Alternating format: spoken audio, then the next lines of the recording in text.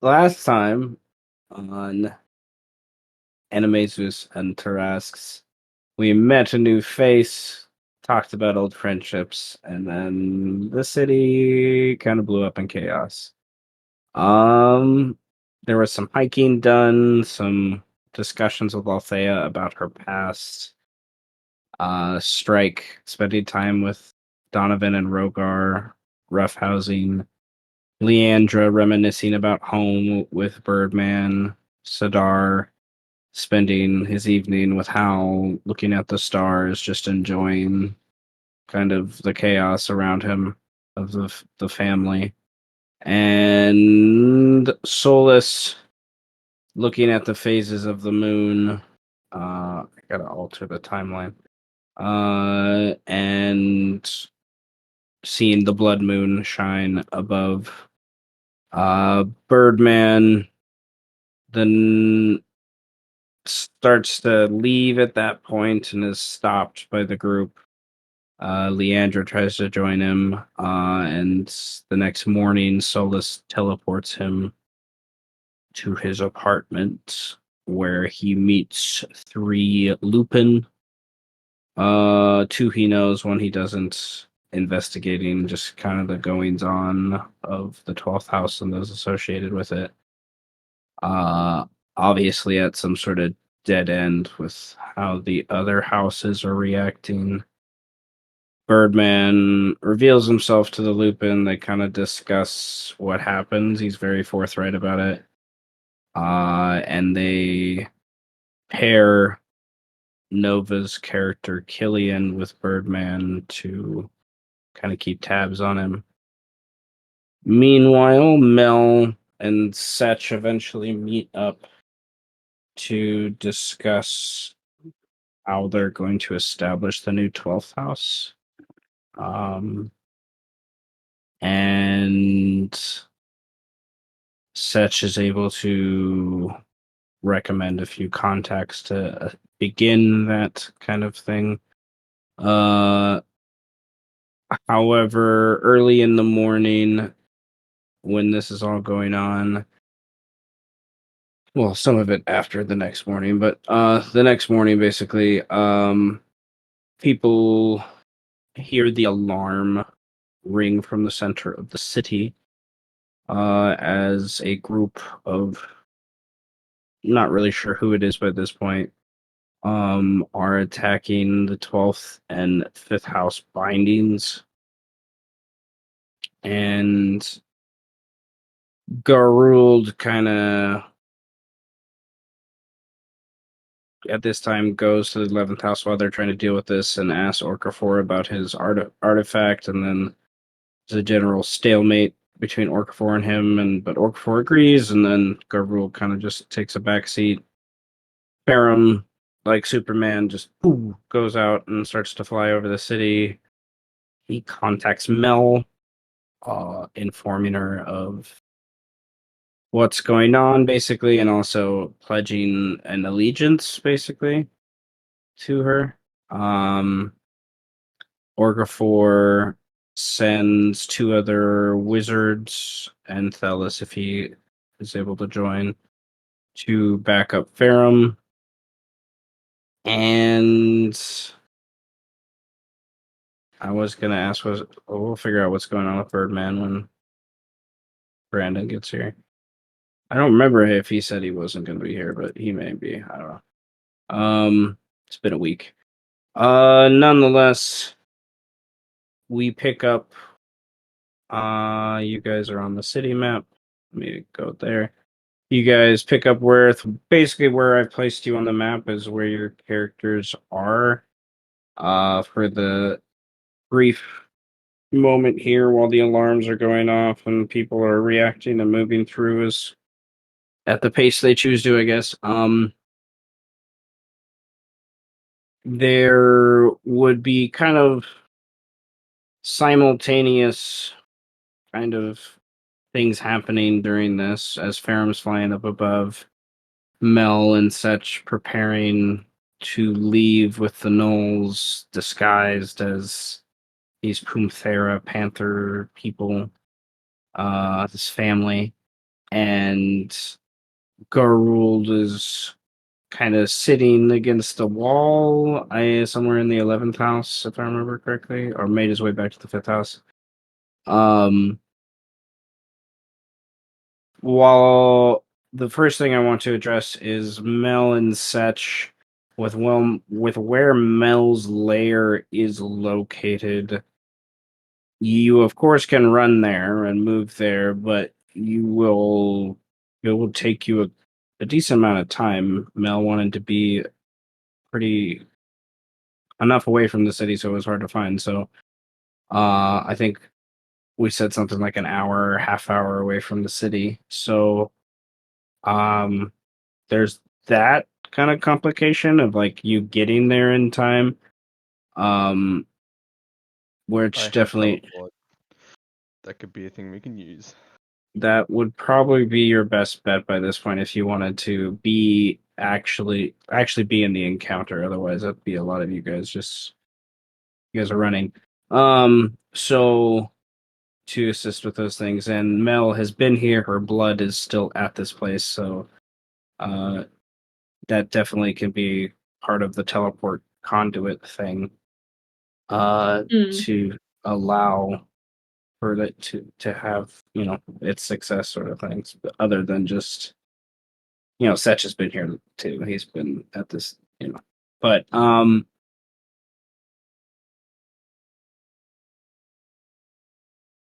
okay, and Farrum, I'm gonna put you on a map in a second as the others get ready for their teleport. Then, Garulvd was sitting in the 5th house, outside the 5th house, whatnot. Um, Uh, and he specifically went back to Anton. The not Anton specifically, but to the house. yeah, Yeah. the 5th house. I got the tower basically. Um, Garulvd would be approached within a few moments of arriving uh in these the structures in the 5th house is very tall and geometric, kind of reminds you of a modern city in a ways. But lots of brick, big kind of gray brick stones mortared together. A lot of glass structures and things like that. And there's a little bit of this feeling of displacement and like there's not a lot as many people as there used to be. A little bit of exodus has happened because of certain things the 5th house has been blamed for. Um, the As you're walking, you eventually notice coming towards you this floating dagger. You've seen it before. You have. You can roll a perception or history check if you would like. Um, Roll 20. Do not betray me, and you've betrayed me. Would I get my normal werewolf advantage on this perception or no? it's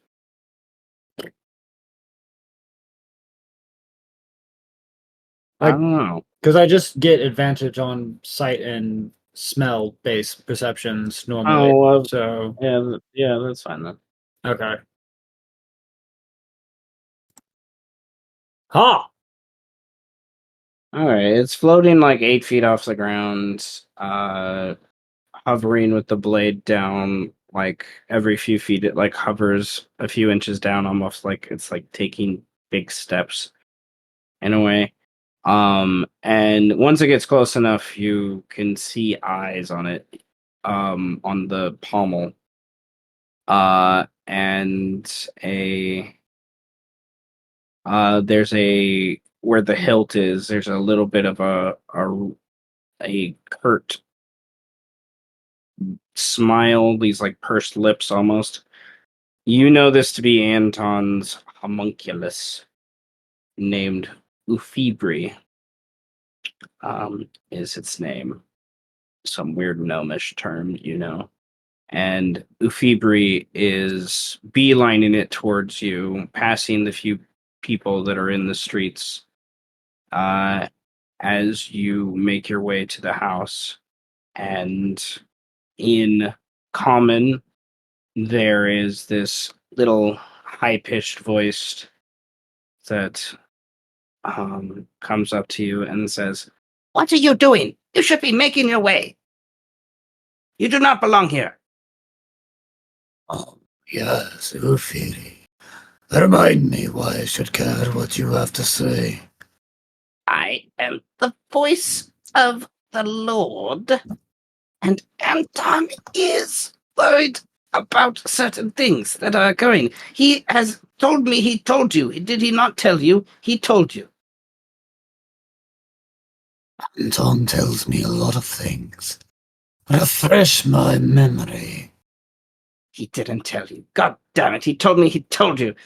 Follow me. Why should I? You know as well as I do how my relationship with Anton works. I'm sure Anton will be willing to provide some sort of incentive once he realizes that he forgot to tell you what I meant to tell you. Well, fine, but if I don't like the terms, I hope you know a good blacksmith, adept at repairing hilts. Is your sword broken? Oh, you're not very clever, are you? I am quite clever. I am the smartest dagger that I know.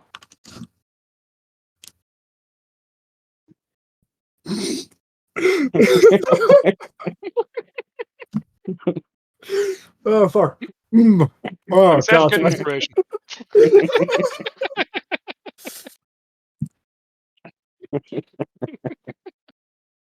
I want to respond, but I fucking can't.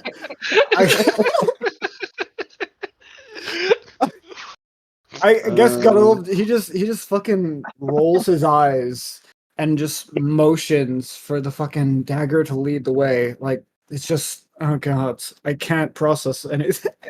My fucking face.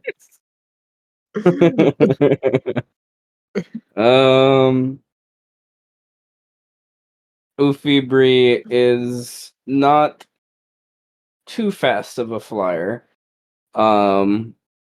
But he does zoom in front of you as quickly as he can. Oh, Garulvd, he's not making any effort to like at all move faster. Like he'll take his damn sweet time if he has to.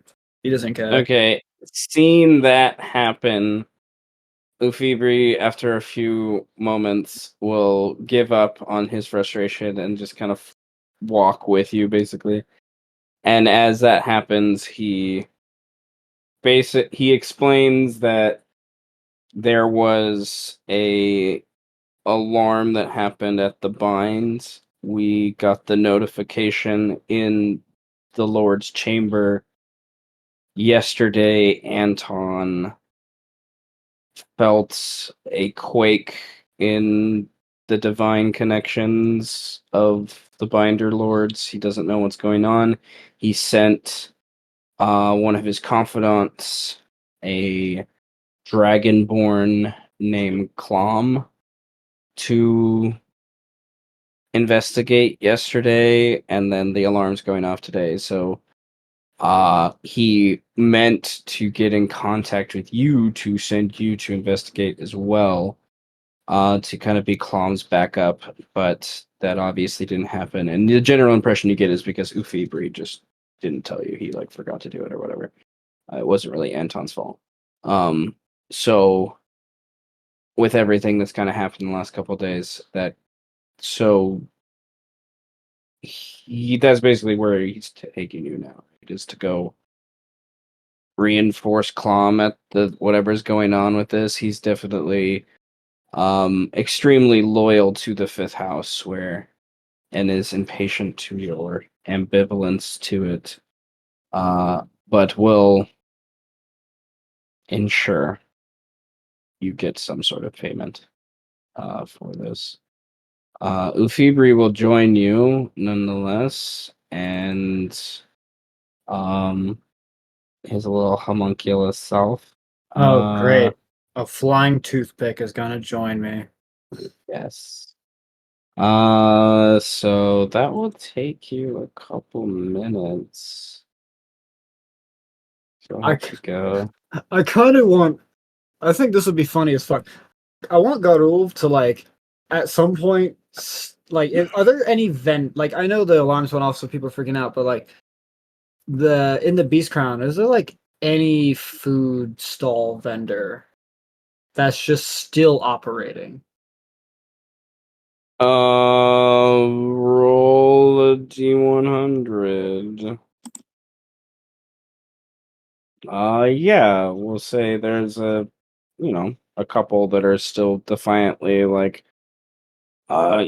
get your food for the lockdown sort of situation. There's always that one guy. Always that one guy who doesn't care. Like, nope, I'm not closing until I'm closed. Garulvd would. Which guy had it too much? Yeah. Garulvd would actually stop and like grab something to eat before continuing on. Just because I think it'd be funny. So it'll take him a little bit longer to get there. Okay, you lose a couple silver. Neat. All right. Then we will welcome Brandon. It's all good, man. Welcome. You might be hitting too hard, I guess. We are picking up in a little bit of chaos in the city, as it does.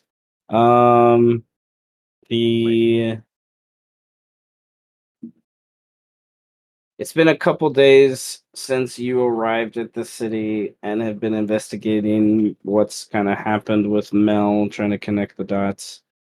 And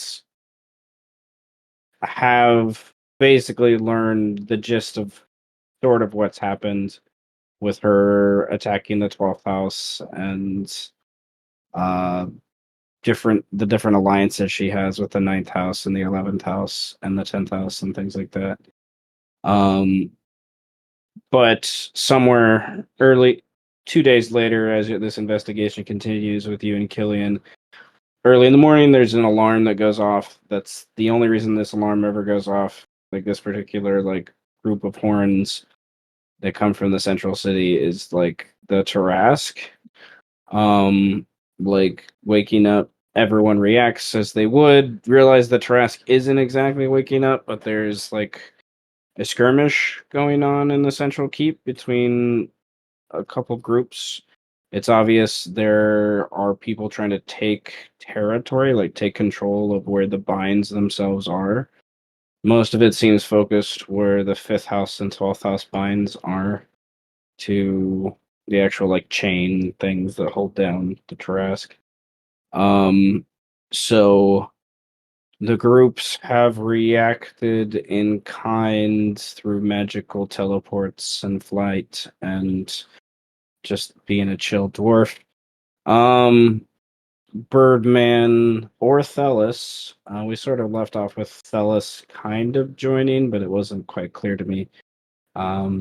With that, you have 2 characters in the city, so I don't know if you want to describe what either of them do here. And then we're going to move into one of the encounters where Farrum is on the map. I think Dallas is probably at the mercy of whatever Orcafor wants him to do, I would imagine.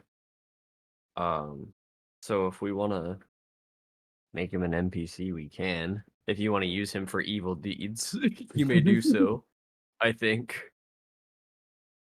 And then Birdman, I think, is just, walking around, getting refamiliarized with the city, buying a suit. Yeah, looking for Mel, buying a suit. That's pretty much it, I think. So if he finds anyone, like anybody that he knows, if I went to Orcafor and said, "Hey, what's up? I'm back," would he have told me like, "Hey, I have a group, like go join them, go figure it out"? All right, man. But first, just bust into Marcelo's, being like, "I'm back, bitch." That's right. I'm gonna kick down Marcelo's door. So these are the things you've done over the last 2 days. Okay. Yeah. Then let's say Birdman. He eventually, sometime early this morning, last night, made his way to Orcafor's, and then is here for a meeting or something early in the morning, and then to like return to come back, and then all this alarm stuff is going on, and you see people flying out of the thing, and then Orcafor, there's like an illusion that just appears down in front of the tower that just of him that's just like we can have our meeting later and discuss payments and things like that. I need you to ensure this, kind of works in the favor of those things. Favor of the 11th house. So Birdman is like declaring allegiance to the 11th house is what I'm hearing. No, hell no. He's just like, that's like the last person I talked to who would like have information about it. Okay, for sure. Just thinking of approach. No. Nice. Birdman is a free bird. Nonetheless, I think by Birdman's just general interest, I wanted to say the word care, but I don't know if that's the right word. General interest in the city, I think Birdman would want to know what's going on here. For those, and probably start to make his way there. Making his way. Birdman, I would like you. Orcafor would want you to make your way to the 11th house to be sure. Roll me a survival check just so you can flex a little bit of how quickly you can navigate through the city. Yeah. And then I would also like you to roll a D100 as well. Now I'm just imagining Birdman like walking around in a fucking suit. He's an elf in a suit fighting. I'm an elf in a suit. I probably still have all my shit on, but It's underneath. It It looks a little bulky. All right, roll a D100. It helps though. Okay, then that's what happens. All right, Birdman. Would Birdman use crazy ladder that helps him get through the wall quickly that a lot of people just ignore? Would he go through the rubble that was caused by you and Eros? Or would he go around through the 12th house? Wait, crazy ladder? When did Birdman get a stand? Oh, shit. Wait, this is me just narrating that there's a ladder that most people don't know about that can get you up the wall here. Then I go up the crazy ladder. I go up the weird fire escape that nobody knows about. So if anybody sees me climbing up this ladder, I just say like a Penguins of Madagascar thing and just say you don't see anything. We didn't see anything. So you're like over 100 feet off the ground once you get up at the top and have a pretty good view of things, and you can see Farrum is landing near the tail of the Tarrasque, and there is a group of people near here where Garulvd is. You don't know Garulvd is making his way there yet, of course, but there's a group of these people. There's a group of people there, and then there's a group of people where Farrum is landing. I don't think you know Farrum. Birdman's never met Farrum, so Farrum just sees this giant shielded whatever the fuck is. And you know, probably Orcafor told you about him, I would say, in loosest terms, of like, hey, that's my frontliner or something. So that might be the only mental connection you have. But then there's that, and then you see a flash of like magic nearby where the big shielded construct is landing. I would like you to roll a perception check now, Birdman. I'll give you advantage because you're pretty high up. Oh, I would like to add, while all of that happened, I was casting Summon Steed. What were you summoning? Can I have an undead warhorse? Can it say you can have an undead warhorse? It says warhorse, but undead makes sense with the old One of warlock those thing. sick horses from Castlevania. That undead in front of the name is gonna cost you, buddy. Okay. Perception. You're not sure. Okay. Birdman,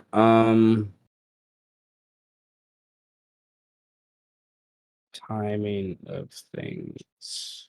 Partially dead warhorse? He's I'll just dead. take a regular one, no problem. He is No. dead in my eyes. Derpy warhorse?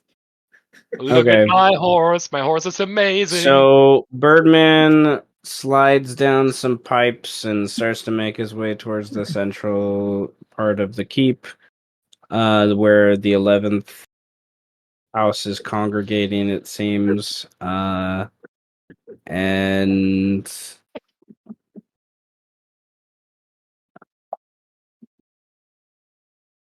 I would like to say, Greed, you ask the most random questions sometimes. It's just like raisins.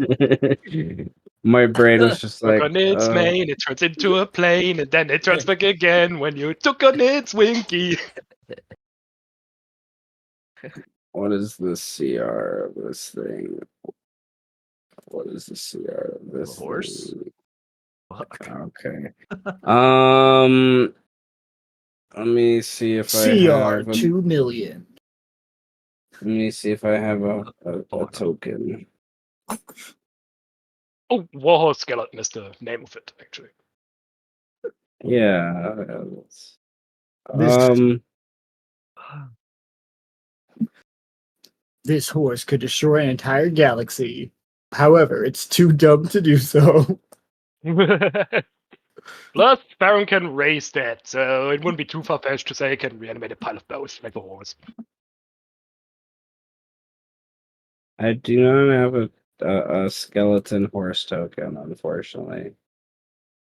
So. Oh, don't worry, just give me the sheet and I'll drag it in. No. Bad body. Ew. Bad body. Ew, stop leaking from orifice, body. Gross.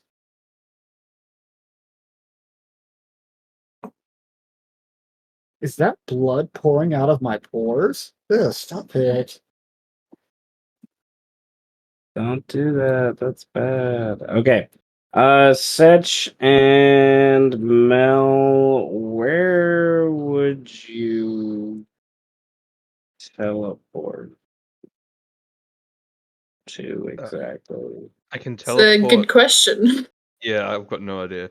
But I can teleport us two and then 6 of our children. While seeming to. Okay. Do you just want to Yeah, get 6 us? should be plenty. You just want to get as close to the 12th bind as possible? That would probably be good. Okay. So Mel describes and has in her mind the ring that she was around the day or so before. Let me set up some tokens. Where? You give access to teleport one time, and then everything goes to shit. It happens in every single game I'm ever in. It doesn't matter. I It's mean, just like- everything goes to shit the moment you have level 5 spells or above. It's just the game changes completely. My other game, they got a Voyager staff, and then they gave it to this sea elf that's been looking for her home, and then they were surprised that she used it to teleport away from him, and then woke a kraken, and I'm like, well, you give me tools to use. If it isn't the The consequences of my own actions. Yeah, the natural progression of consequences. Want to find home to use teleport, waking kraken. Yep. And My brain was just like, how can I make this as extreme as possible? And then I looked through the book. I was like, they're in a pirate campaign. They've yet to see a kraken. Yes. it's Kraken time. Release the Kraken! This is what you get for giving her the Voyager staff. So, all right, you have a warhorse thing. I'm putting it in the summonable friends. Yeah, I'm just looking for the edgiest image I can find. Oh, that's just wrong. And all right, most of us,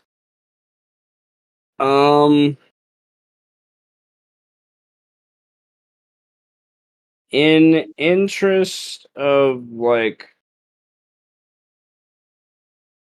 cohesion of combat, I'm gonna have people probably jump in after a round or so rather than like the crew quote unquote time, and we'll just say, time works that way. Because sometimes it might be a while for those things, depending on what you do. I don't know. You guys have fireballs and shit. I mean, so I'm going to put for Farrum, Mel, Sech. This is the combat. It is a combat. Literally, you're coming in the middle of this. That you guys come to here. If you're not on the map, you want to drop. You should be able to see, but if you can't see, you can drop your token. What the fuck? If you would We are like to. just a happy Kenku family with Who our happy turned on the Kenku li- children. So. I want to be in a corner where no one else is. Oh, yeah, Birdman. I'll drop Birdman. That's right. I put on daylight stuff. Okay. So Birdman, so you can really see. But I need Mel, Sech, Farrum to roll initiative. Oh, fun. I'm gonna use an inspiration to reroll that one. Oh, to the point of Not much inspiration, better. everyone gets an extra point of inspiration to start. Because Then I I'll use used another one. I used some for reasons. Yeah, let's go. Why is it not rolling?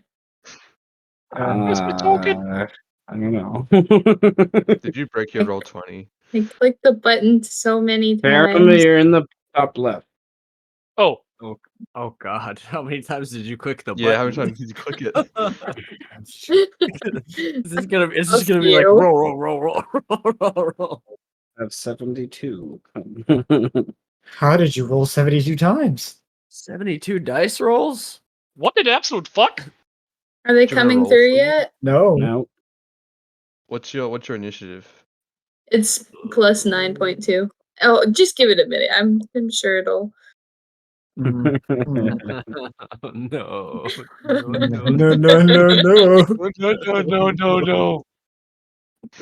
You got a 28.2. Why is it? Come on. Just take the 28.2. Just take the 19. Just take the fucking Too 19. late. They're on Nice, their man. way. Before I They're forget this shit coming. again, give me my gift of alacrity. Oh God! Oh, here we go. No, the initiative rolls. No. It's Can like I take the 28? Oh my god! I mean, it technically was the first one. It technically was. You're not wrong. It's like you're sitting on the toilet just waiting to take that shit, but it's not coming out just right. Oh my God! Okay. Not happening. No, not the 5. We are seeminged, by the way. I did catch seeming Yeah. Okay. before we teleport. Wait, Birdman isn't. Birdman isn't. Birdman, you're not technically here yet, but that's fine if you. I'm gonna roll it just because I know at some point I'm gonna run in. It's gonna Baldur's Gate me into this. I'm gonna walk into You the. fucked up your stealth. All right. Well, Mel and Where's the Sech, border approaching? you see a group of dwarves surrounding the bind that you were at before, obviously in the middle of some sort of investigation of sorts. They look like god butchers, the harvesters of the Tarrasque, basically. Sech additionally sees there are 2 other walking into the area that obviously by their colors do not seem associated with these same group of dwarves. There's 1 human with the group of dwarves. You see in the corner here, these 2 you don't see, they're flying pretty high up in the air right now. But these 2 flying just above some mounted frogmen, some Renas, coming into the area. There are little 2 figures flying around them are insectoid people of some sort from the Animaesus lands. I would like you both to roll. Farrum, you see the same thing. You're just higher up in the air. As you fly in, and then your steed can't fly, so you're landing on your steed. And as that happens, Farrum, I would like you as well. So the 3 PCs, Sech, Mel, and Farrum, roll a history check to see if any tabards, colors, whatnot stand out to you, to see if you can understand what houses are doing their thing here. I mean, if we're expertise in associated with a history. house, wouldn't we recognize our own house? You would recognize your own house, but the 9th house isn't here. Okay. I don't care. I'll kill everybody else. God Yes. damn. It's just more Vedwin, children. same thing, Sech. You know that the 10th house isn't here. And you both additionally know the people that are closest to you are wearing the colors of the 12th house. So, like, there are still remnants of that do The exist. former 12th house, you mean? The formal 12th house, yes. These people are independent. You're not sure who those 2 are, in any way, shape, or form. And these people, Renas, are common in the 2nd house, but you're not sure. You don't know a lot about that part of the city, really. Farrum, however, he downloads information. I assume he's been in libraries here, and he pulls up some sort of roster that the 11th house has put together, and he can see that this is the god butcher Jägermeister, who is quite Nice. renowned within the city. Jägermeister. And his I'm gonna go need a drink. That and dude will his fuck you. and his friend Bloodgutter is with him. Pretty Holy famous shit. god butchers. You know these are 2 of the marrow miners who are god butchers from the former 12th house. And you can see you are joined by 2 of the wizards from the 11th house flying in. You have Thrubler, who is a Renas himself, and then you have Hormo, who is a halfling. And then these group of Renas with the Orthoptera with them the grasshopper cicada people is basically what they are. They are warriors of the second house, indeed. Who the second house is led by the Binder Lord Kine, a noble of the families of Renas that have been in these lands for many, many centuries. So there are some like the second house is obviously making a move here on something, taking advantage of what's going on here. Farrum, whether or not Farrum cares about this is up to you, but Farrum, slaying any of these Renas will eventually put a target on your back by the second house. They take deaths of their people very, very seriously. Even if it is by accident or even if they caused it, there is a sense of vengeance that comes back. So you know that. Well, Farrum is a malfunctioning robot man. He doesn't really care about many things right now. So that's true, that's very true. But Mel, your vampiric, reactions and agility allow you to take the first move here. Mm-hmm. What do you want to do? In general, what you can glean with your passive insights is that former 12th House warriors are trying to protect the bind, taking it as a responsibility, not understanding at all what the fuck is you've done here in any way, shape, or form. It's very obvious. And the other two groups in the bottom and top corner are the ones being aggressive. The bottom left corner, you're not exactly sure what they want, though. They are god butchers. They might just be coming just to see what's happening. So the people directly surrounding the binds. They are acting as protectors of the bind from the frogs to the north mostly. But also starting to get now you've shown up with a bunch of panther people just appeared, and there's these other people in the south. Like there's obvious they feel like they're being attacked from all sides. Is their reaction. We're Kenku people, and we have a murder of children Kenku with us. Amazing. Okay.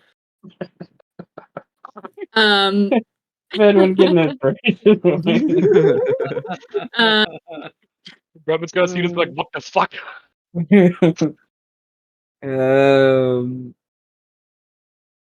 Their moaning is just them mimicking different sounds. God. I love it. All right, so yeah, what do you want to do? Like Birdman too, when he was a Kenku. Numbers marked on them are how high they are up in the air. Okay.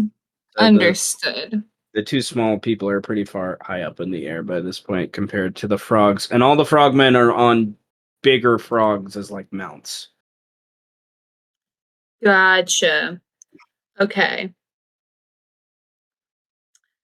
So in order to presently make it clear that we're not fighting against the people protecting the bind, Mela's gonna shout, "Protects the bind!"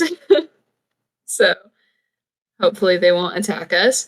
And then she's gonna run over here.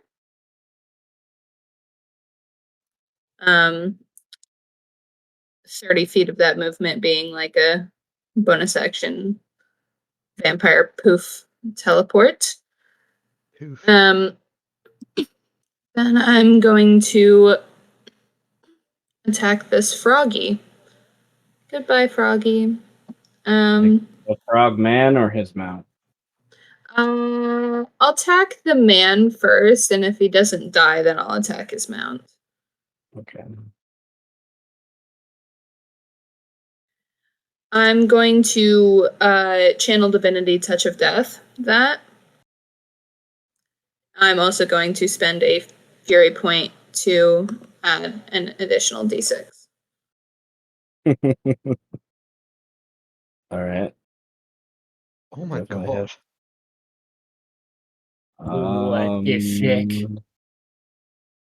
fuck? I don't think he has any assistance. Is he just like erased from existence? No. Great reversed. That's I only the did first strike. I did remember certain things. He screams in a garbled frog tongue that you do not understand, of course, in pain, and then barks out some orders to the others. And he's still alive. Okay, I'll attack him again. Okay, 27 has hit.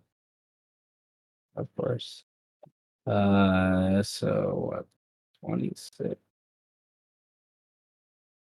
You have severely wounded him with these 2 strikes. You generally get the impression he was like the leader of this group, with just how they're all reacting to this, and they're surprised that he is this injured, but also thankful he's still alive, sort of thing. After these 2 hits, is that your turn?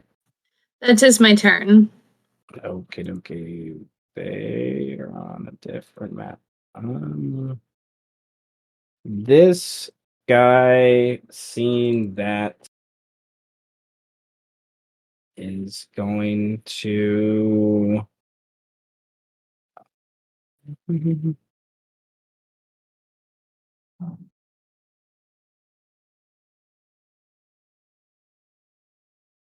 it's 10.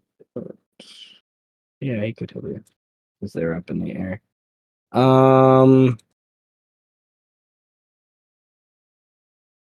He reaches out with his staff and grabs at this like withered vine that's on it, and he twists it in a loop as he speaks in this weird tongue, and he is going to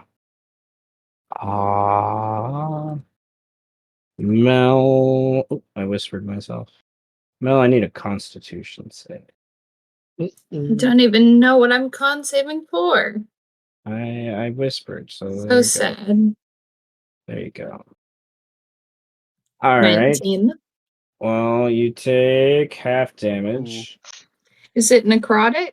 It is necrotic. I'm immune. Ah, Okay. Well, Oh, it's that's still probably happening. scary for them. well,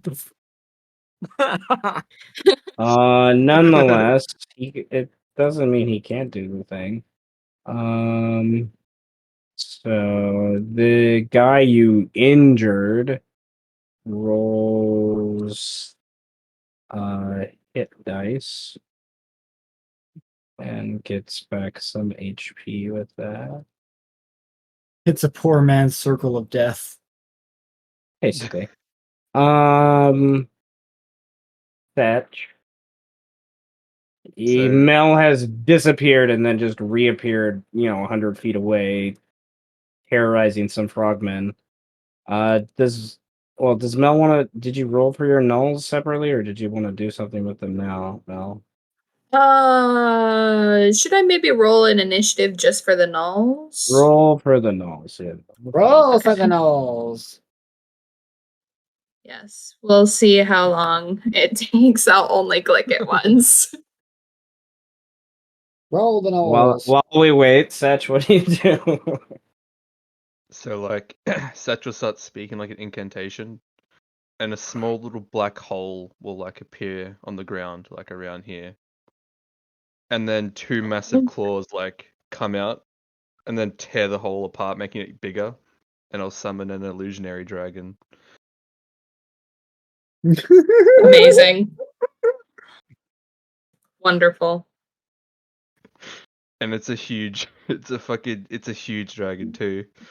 On this Alright. episode of Septies, What kind of dragon is it? What does it look It's like? just a shadow. It's like a bluish, shadowy dragon. That's the token there. Oh, you got a But it token. needs I to be want to see. huge. However, the token Huge. needs. Yeah. So it's a There you lightning go. dragon if it's blue.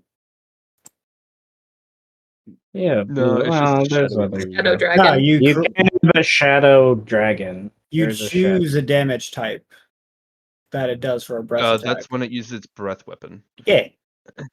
Yeah, okay. That's fine. All Can I- right. Can I point out that it says the illusion is tangible because of the shadow stuff used to create it? It just said shadow stuff. What the fuck? It is just That's right out of it's the book, best man. part. To be honest, well, it's so eloquent, and this is just yeah, shadow stuff. That's word for word pulled from the book, dude. That's the shadow stuff he used to The shadow The stuff. shadows. Sometimes you run out of words. Yeah, love it's it. just shadow stuff, you know, or stuff of shadows. Okay, so Some dude came This in on is his day off to tangible, write right? this. that is your action. What do you do? Dude, I It's can't intangible, believe Yeah, I'm right? not Like, getting like, paid enough Can for I summon this him shadow on stuff. top of here, and that'd be fine. Because since he's intangible,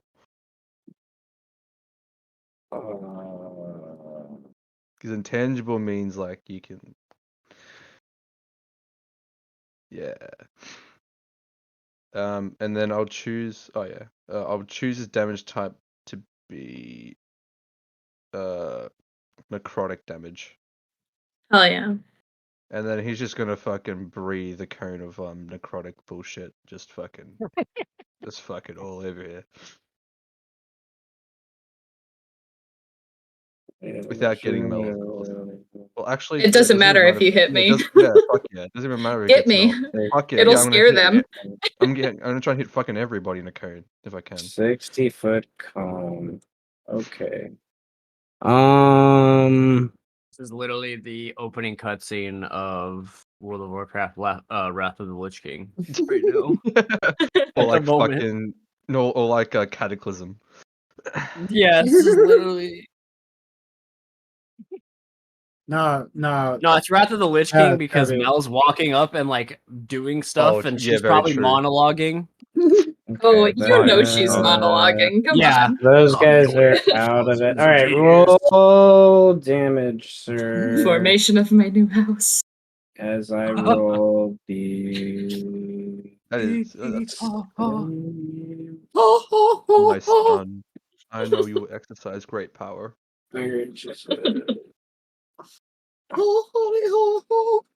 Only in death will they see fucking dragon.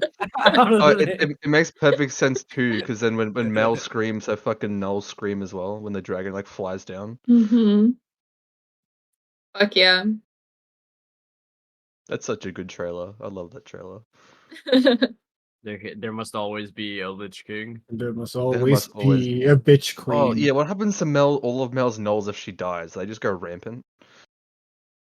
Sounds It like a good doesn't idea. specify in the ability. I like that idea. Yes. There must always be a Lich King. The Mel Queen. Yes, Alright, the Mel Queen. Clubhouse is just gonna become the fucking what is it? The throne of the frozen throne. There must always be an undead 12th house binder lord. Except this time the throne is underground because it's in fucking Mel's cave. If Mel is overthrown, then the city will be overrun. They also need to make a wisdom saving throw or be frightened of the dragon. Well, let's see if they live first. Let's see if they live first. Baby Got steps. you there. Baby steps. I mean, I would hope they could survive 21 damage. That'd be kind of pathetic. Like, wow, that's who you That sent. dragon's not even real. Like that's who you sent to handle the you fucking binding. You be careful what you say about my dragon made of shadowy stuff, alright? I'm allowed to say that, Kate. I made a real ass dragon like a week ago. I made a real one. This is a real dragon. It's just made of shadowy stuff. I still have its toe jam shit. I still have its toe jam, man. His name's Eerie too. I've got so many shadowy friends. Where did that come from? You gave it to me like fucking, I think like 3 sessions ago. No, I mean, apparently my sheet just rolled a sleight of hand. Oh. You really want to steal something? The good old reach around. It wasn't even. You gotta declare what you're stealing first. Come on. It wasn't on my sheet. I'm stealing their dignity. They tried to steal the dragon. Trying to steal some shadowy stuff. Yeah, I also want to wants be some of more that shadowy shadow. You try to steal from an illusion, and Come on, no I have shit, plenty you of shadowy fail. stuff. Dude, Shadowy I stuff pours out of you I from can't every wait for hole. Mel to realize that she probably can actually just Lich King a dragon. What do you mean? She'll try That someday. would be sick. Oh, you could Lich King the Tarask. Oh, I Oh don't. I my wouldn't do god. that. I wouldn't do that. I don't think you can do that. That would Not require with it an to, attitude. that requires it to die in the first place. Well, You know, with that attitude. Exactly. Unless as long as we all join together, get what's it with these- super near death, and let me bite it at the end, then technically, And it just turns into a regular ass knoll. it shrinks down to a knoll. Aw, The boss when tiny you fight it, the Tarask boss when it puppy joins the sled. knoll. What's with all these fucking undead motherfuckers just becoming gods on fucking Bauer? Oh, What the hell is this? they're fucking crazy, man. They have too much Okay. power. Dark Souls?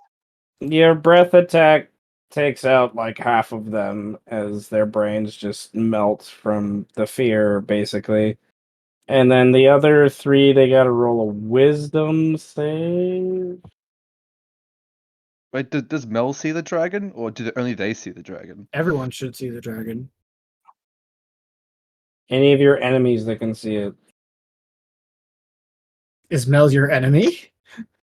No, so out of nowhere, fucking what? Mel's like, just chilling. yeah, Well, I think Mel Mel- sees no dragon. Out of nowhere, she just sees like fucking heads pop.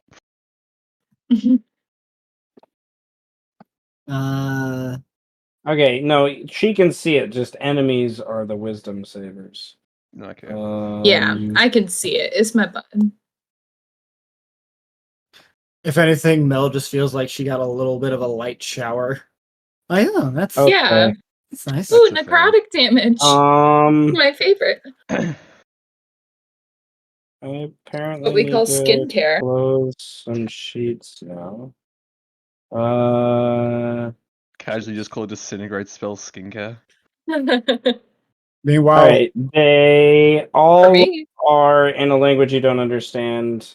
Their mounts fall to the ground in like a necrotic mush, and they stand as barely as they can, like yelling at the dragon, like "Oh my god, oh my god!" Just don't understand what they're saying, because they don't speak common. Common's not their first language, I should say. And the dragon has a really, really, really loud roar where everybody in the city can hear it. I love it. Is that your turn? Yes, that is my turn. Thank you. Okay, dokie. This guy just nearly died from a dragon.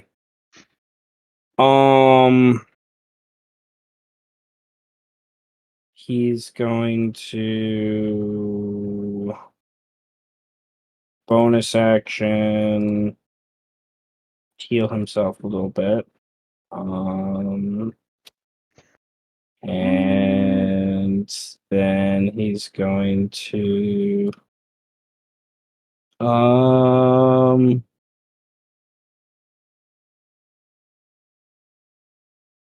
I'm going to have him run along this map. He like jumps over here and then he continues to run.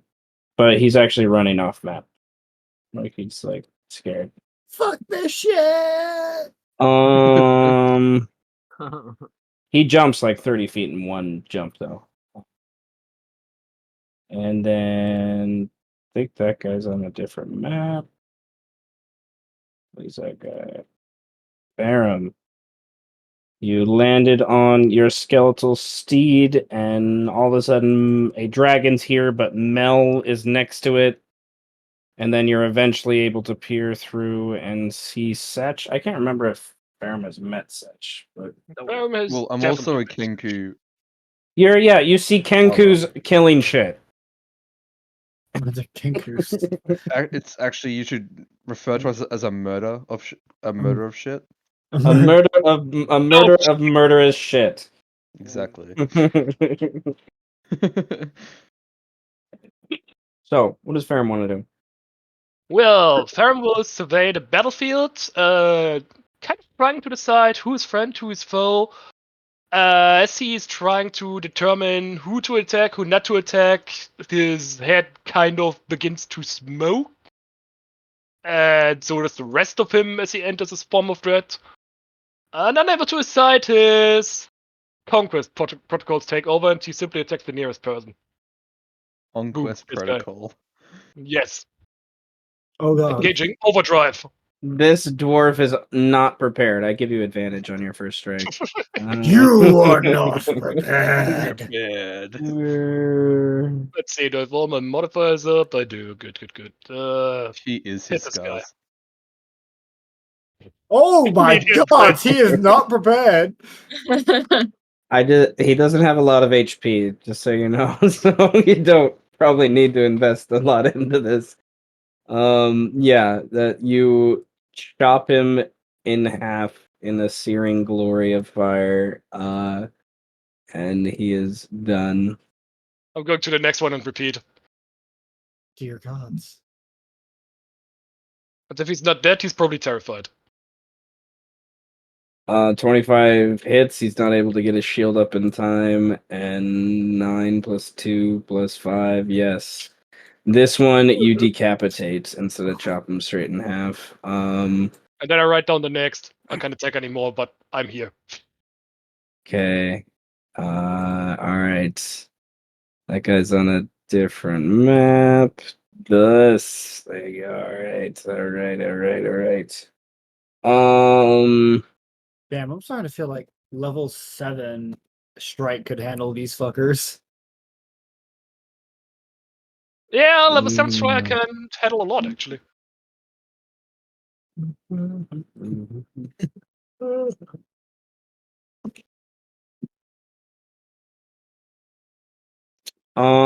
Centered right below him because he's like 60 feet in the air.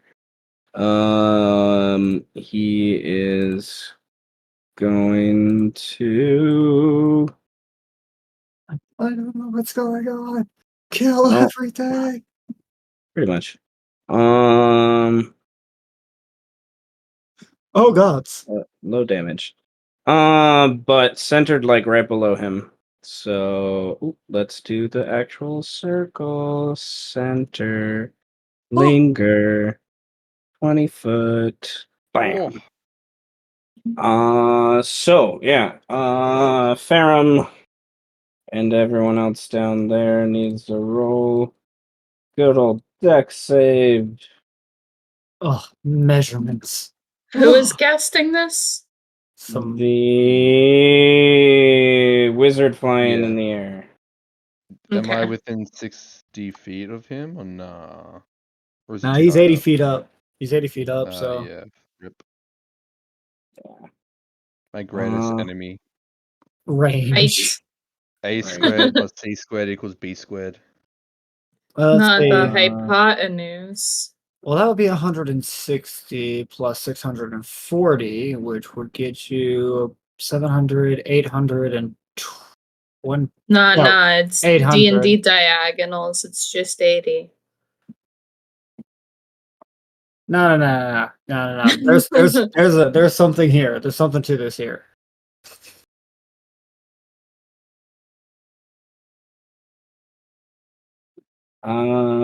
Did you roll for your warhorse? Yes. He did. He got a 15. Oh, I was muted. I'm being stupid. Yes, he got a 20 actually because of my aura, so he succeeded. Ah, auras. Right. Well, all the dwarves failed. One of them gets incinerated by the blast. This guy flies in. He's this little small halfling. His token makes me happy, so I'm gonna share it. What the fuck? Oh, I'll enjoy killing him. Punt him. He's on Looks your like team, Phyllis. Farrum. Or is he? Technically, he's on your team. He just fireballed a malfunctioning robot. What do you expect will happen? No, not him. This is the other wizard. There's many wizards here. Oh, too many fucking wizards. Kill them all! There are Ugh. many wizards here. Only you can prevent forest fires. Kill the wizard first. This wizard is going to fly down to be about 70 feet. And then he's going to what's the range yet? He's gonna shoot at the one who just shot, and he's gonna miss completely. And then dwarf guy is going to. What the fuck is going on? There's a dragon. There's Kenku. There's a warhorse. What the fuck? What the fuck? What the fuck? What the fuck? He charges at the warhorse. And he's going to battle axe your warhorse. How dare! He hits the warhorse. 7 dare. slashing damage. And he's on a different map.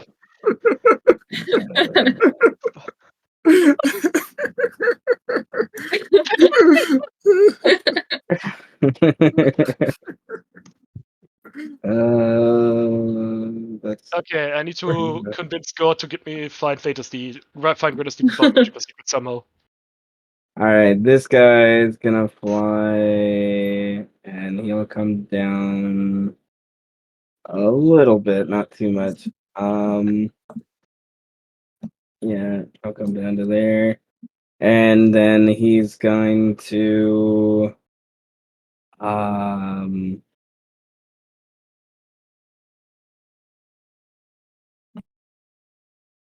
my god, not again.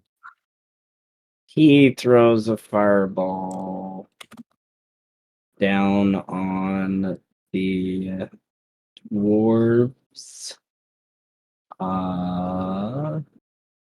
And I missed her to myself, but hey, he rolled 30 damage. So dwarf number uno. This dwarf gets cooked in his own armor. That's The human guy Human. Oh, dodges out of the way. Other dwarf guy doesn't dodge out of the way. He's still alive though. After the explosion. That was that. Birdman as stealthed. has stealth. From the direction you're running in, Birdman would be over on this part of the map.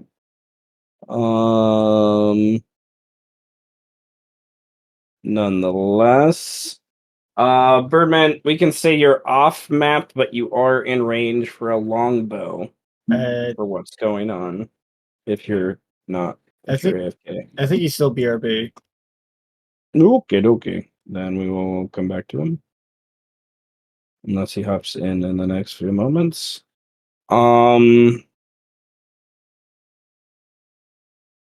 This guy looks back at the Kenku surrounding the Kenku. And They're in defensive positions. Looking at what's going on, he is he's gonna roll an investigation check. Just a reminder, Mel did yell before leaving the group of Kenku, protect the bind. Yeah, he's gonna roll still an investigation check. I'll give him disadvantage because of things. But he's just taking a moment to just like, what the fuck is going on, right? Like, this is so weird. He's little Kenku children, by the way, as well. And he asks the Kenku who's not 100 feet away from him, he like yells out to Sech. I didn't mean to do that. That was the wrong thing. I meant to change it to a line. He asks about Farrum. He points towards Farrum and in common asks Sech, like, Is he friend, basically? Like, friend to Farrum. Because he's not sure even if you're a friend, but he what does Can I Farrum respond? say? Yeah. In his own in his voice, he will hear just friend, like mimicking Birdman, because I could do that. Okay. Then he will. Did I give him a? Everybody's stealing Birdman swagger. He will go here, and he will tell the dwarf to back off. The dwarf will say "fuck you," basically. He just watched Farrum just destroy 3 of his brothers. Dwarves are not very keen on that idea. And that will be his turn. I think that one's on a different map.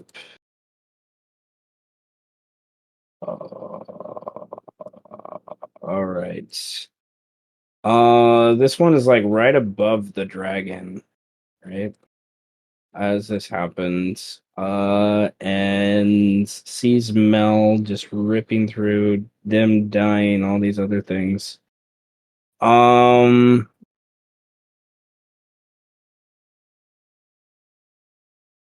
Yeah. He's going to just goes invisible. And let's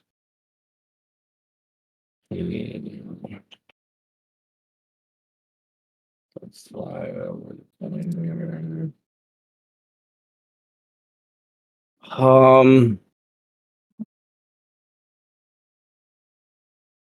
This dwarf looks back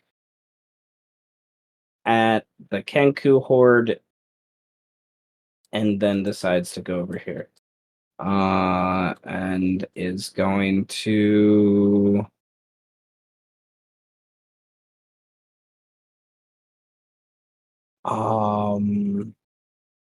yes. He's going to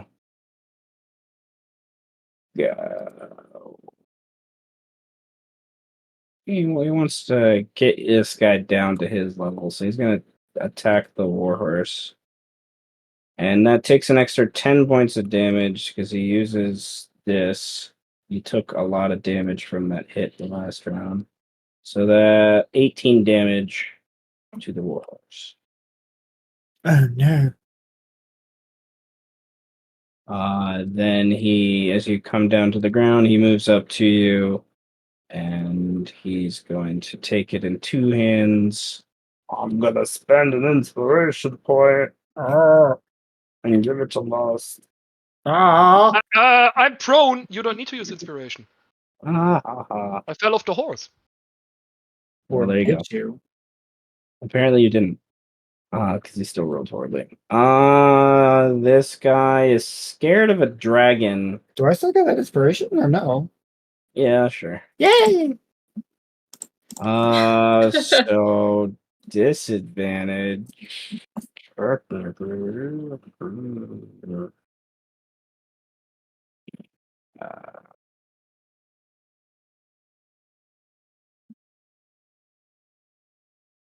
Oh, yeah, well, I'll still be disadvantaged.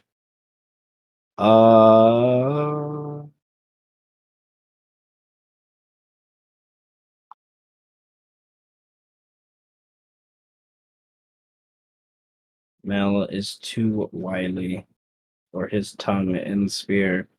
He tried though. I want them to damage me so that I can regenerate and it freak them out. But they're just not good enough. You're just standing completely still. You're not even And I trying wanted to to damage me so I can rebuke them with hellfire.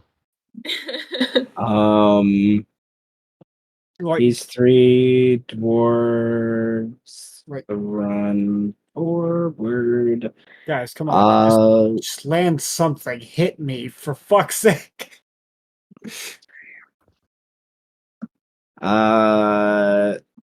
Farrum taking off his armor, a bunch of hand axes. They're just like, "What the fuck? What is he? Why won't he die?" He's just lying on the ground, shield slightly raised. Bonk, bonk, bonk.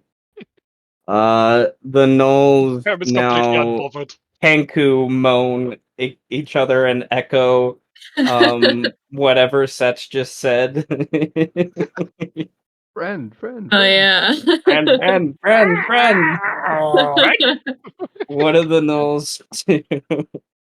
I'm gonna leave 2 bodyguard gnolls around Sech. And the rest of them are gonna circle around the bind to protect it.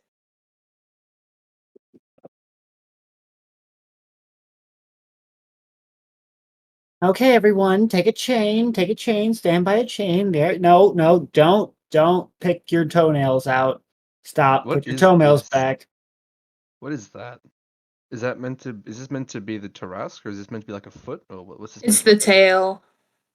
It is not a tail. It's the No. chain. It's the bind. It's chain It is- for the tail. It's a right? chain for the tail. Yeah. Okay. It's All right, the gnolls take position. like Mel. a stake. You drive a stake into a ground. That's kind of what it is. How dead is the frog that I was last fighting? How close to dead is he? What is your medicine score? Passive medicine is 19. I can roll a medicine if you want. Let's see if that's enough. That's enough.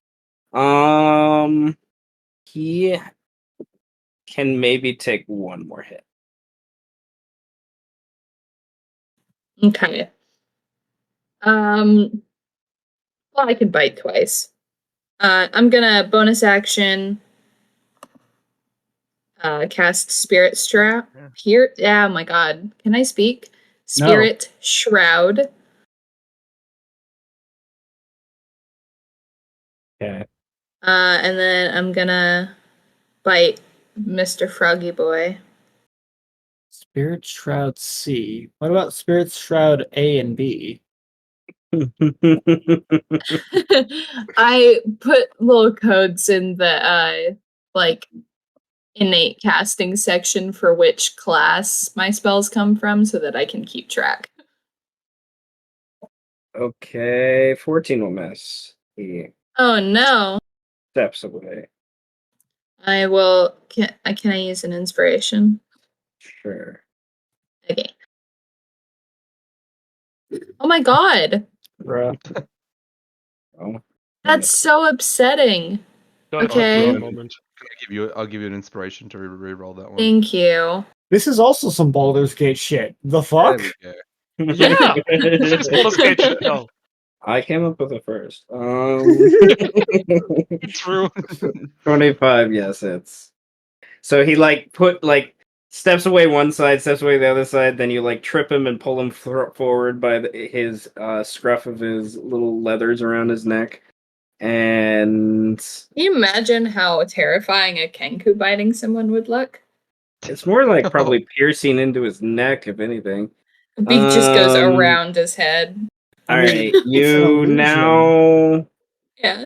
You now have a frognol. Yay! Froggy! More army. More army. Oh Yeah, god. you have a frognol. Yay! Wonderful. I now have my second attack. Mel is Okay. French. Oh, fuck. What does that even mean? You I put don't a French. you put a frog in your mouth. That's what that means. Oh, It's so messed up! That's ridiculous. would a 17 hit this froggy boy or his mouth? Yes, it goes past his bark skin. Yay. Oh well, mum. Are you having a snack? Nom nom. Yes. How much HP does he have? Is it 43? You almost like perma One shot him. You did kill him. Oh. You almost like perma killed him though. Oh, gotcha. Okay. Damn. I Now, should have bit him instead. I would like to say Fuck. this encounter was not meant for you all, really. It was meant for them to attack what they knew was here. They didn't expect a vampire lord and a sentient construct and a shadow mage to appear. And I think you mean just a humble family of Kenku. Just a humble family of Kenku Sorry, a or humble vampire. Humble Nobody expects murder. 12 hours Inquisition. Kenku. Alright, is that Mill's turn? I have a question quickly. I have an answer, maybe. What happens if I null like a mount? Is it then an undead mount? Like, could I give my frog null a frog Because mount? you're post the ability, because the ability might Okay, specify let's type. see. And I have one too. It might. Hold on. I need to find which one it is. Oh, it does say humanoid killed in this way. Yeah. So you can do the Renas because they technically are human. Man. Remember, they'll put a target on your back for doing this. I'm not sure if that's in their best interest. Murderate them all. You murderate them all. No. Well, okay. Is that your turn? Yes, that is my turn. Talk about All right. starting a war you can't win. Sech. What do you do? What do you do? The dwarves are obviously upset at this tank thing, this armor that's just coming in here, Wayne laced everything. Mel has pretty assuredly taken care of the frog people, but there are still wizards flying above your head, just flinging down magic here and there. Such The was wizards aren't friends of us, or friends of these people here? It's unclear to you at this point. Can I make a... Can I try and identify any like signets or like recognize their armor to see if they're What house they serve? Yeah, what house they serve, or like what allegiance they're to. You can see this one most clearly. Yeah, this one most clearly. So, are you sure? What am I rolling? Insight, history? You could do perception or history. Natural 20. Nice. Nice. HD. Okay, so this one's pretty high in the air, but you can see. Oh, Oh, the why are little your smug tokens so cute? It makes me So- not want to murder them. now stab Makes it me want through to the fight eyes. more. Well, Nah, you're so the you one lose- killing it. So you So- lose sanity. Haha. No. I did.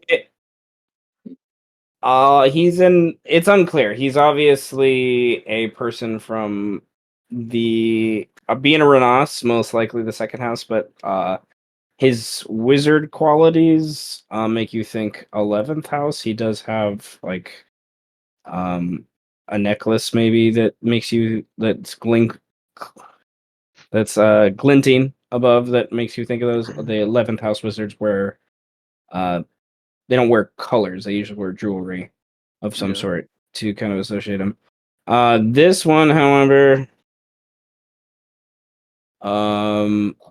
they're a little closer to the ground. They are the second house employs a school of wizards that are trained outside the city from the Orthopteran people.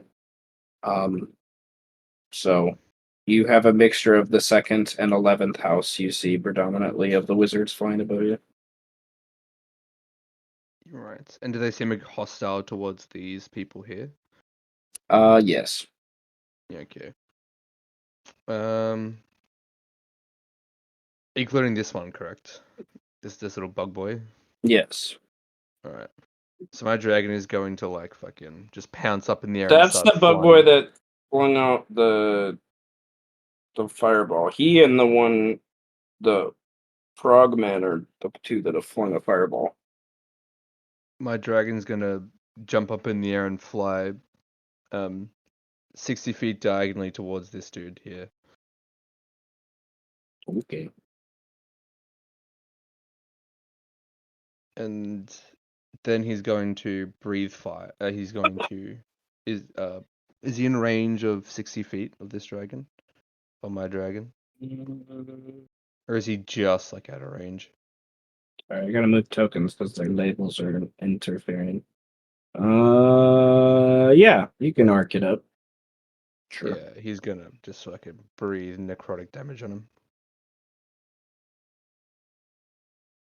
This is And he needs to make a wisdom saving throw. Okay. Seth, I failed my null creating sanity save. What the fuck? You have a -4. How did you fail with a 5 and a -4? Oh wait, is the DC what your current score is? The DC's are Oh, then I passed. Hey, Congratulations. what if there's so many Yay. times I feel cheated? Alright. Wisdom. You gotta roll real bad to lose all your sanity. Real bad. You're already real crazy, so Oh, you Yeah. already should have done that anyways, but nonetheless. And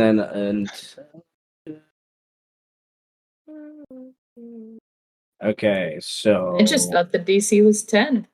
the perfect bell curve, man. It's like right in the easier middle. to lose your sanity when it's well, higher, but it's harder to gain it, or it's easier to gain it when it's lower. It's any enemy that can see the dragon. There's no like range on it. The frightening thing. I don't think there's a range on it. It just says any enemy that can see it must succeed on a wisdom saving throw. well, there you go. He's scared. I should have rolled that earlier, but he's scared. Oh, that's right. I probably should have. He This guy? is able to avoid those things if you consider him your enemy. Yeah, sure. Yeah, he is an enemy. He is not scared of the dragon. And there's one other person. We'll say that's part of the reason why the other guy went invisible is, there's a fucking dragon. Just came out of the fucking ground. Alright, is that y'all done? That is my turn.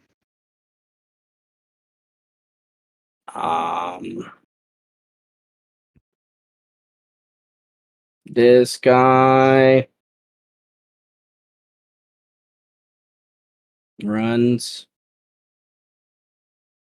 He's off map, but yeah, he's running.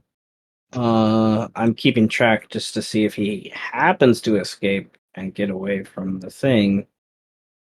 Then vengeance can begin. Against who? Kenku? Against Hey, that's what they know. That doesn't mean Never underestimate a Kenku, man. I'll tell you. Never. All right, Farrum. The dwarves are very angry at you.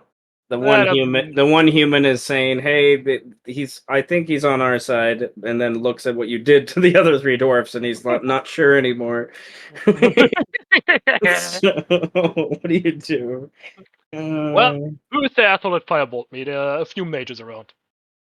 Oh, he's above you. 80 feet. A lot of feet. This guy? Yeah, It's he's how much above falling damage per 10 feet? D6. D6.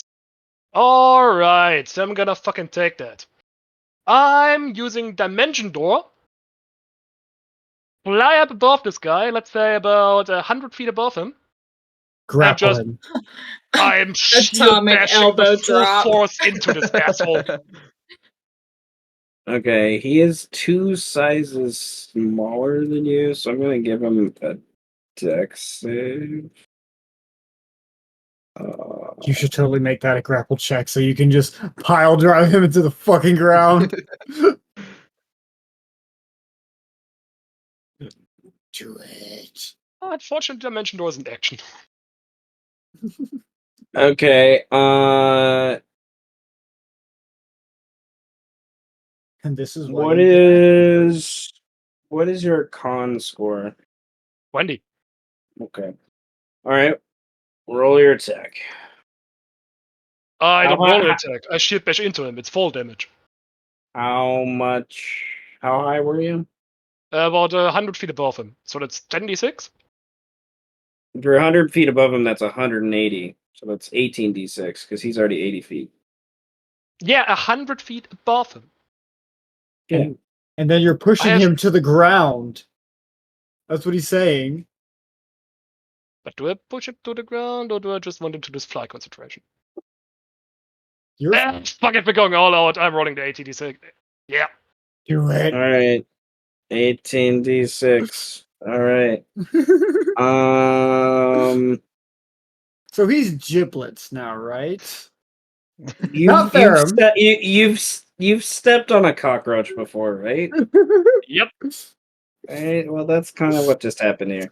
You take the 60 full damage as well as you land on him, and I'm gonna say you do land prone. With that, but yeah. What if I use my rocket boots just before landing? Is that a bonus action? Bonus action.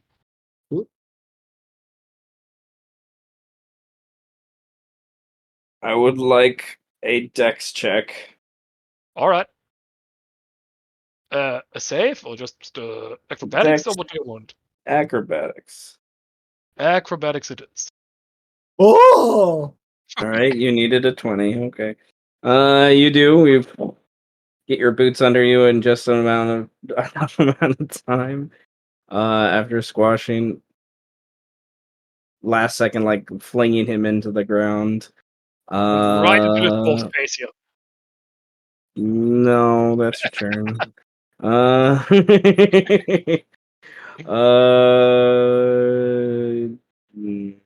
Hmm.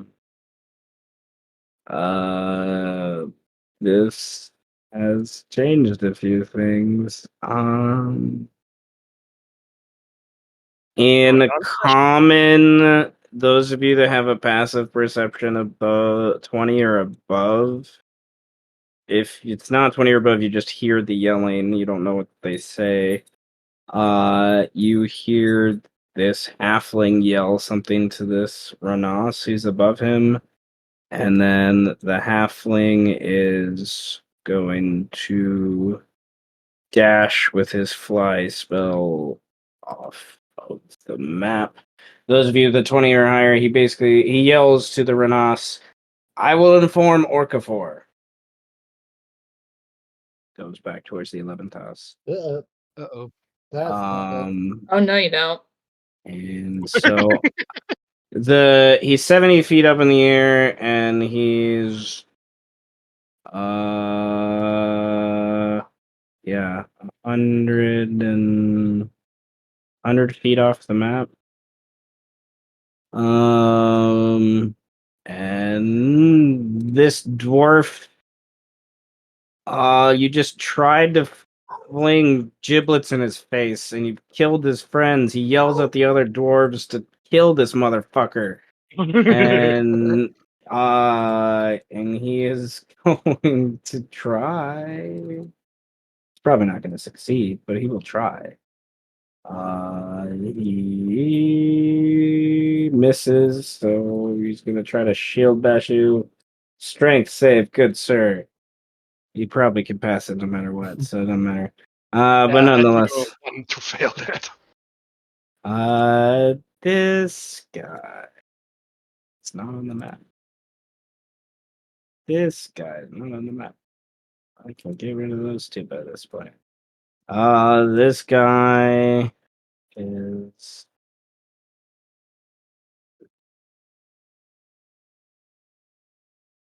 Oh. He obviously starts to follow the halfling off the map. Brandon, are you back? I am back. Hello. Okay. So you will say run onto the map at this point. You can see your passive perception is 18. Okay. You can see what's going on the map basically with the people here. You can see above you a couple figures flying away from the map. You can also see some Kenku, which to you I imagine is very jarring because it's just not a common thing to see. There's about 8 Kenku fighting all of these things right now. One of them is like dripping smoke like Mel normally does though, so Which I imagine is even more jarring for I just come Birdman. down. I just come down into this It's pit a like Kenku wearing Mel's clothes. You're like, Mel got cursed? What? I just walk into this shit show as like like you would walk into a saloon in a western like while they're fighting. You're just like walking, just like, yes. what's up, bitches? Here. That's how this robot pile drive a frog into the ground. It just says like, hello. He just kind of walks up and introduces like, how's it going? Death and destruction, wanton. I would like you to roll a D100. Oh God. There you go. Okay. No one pays All attention. the dwarves look back at you and are like, and Elf, they just go, Elf, help! They point at Farrum like destroy, and then the dragon up above, like, what the fuck is going on? Yeah. I like turn around and hey, I'm looking for my friends. I tracked them over here and I'm looking for a woman. She's like yay big. She smells horrible. She's probably covered in blood.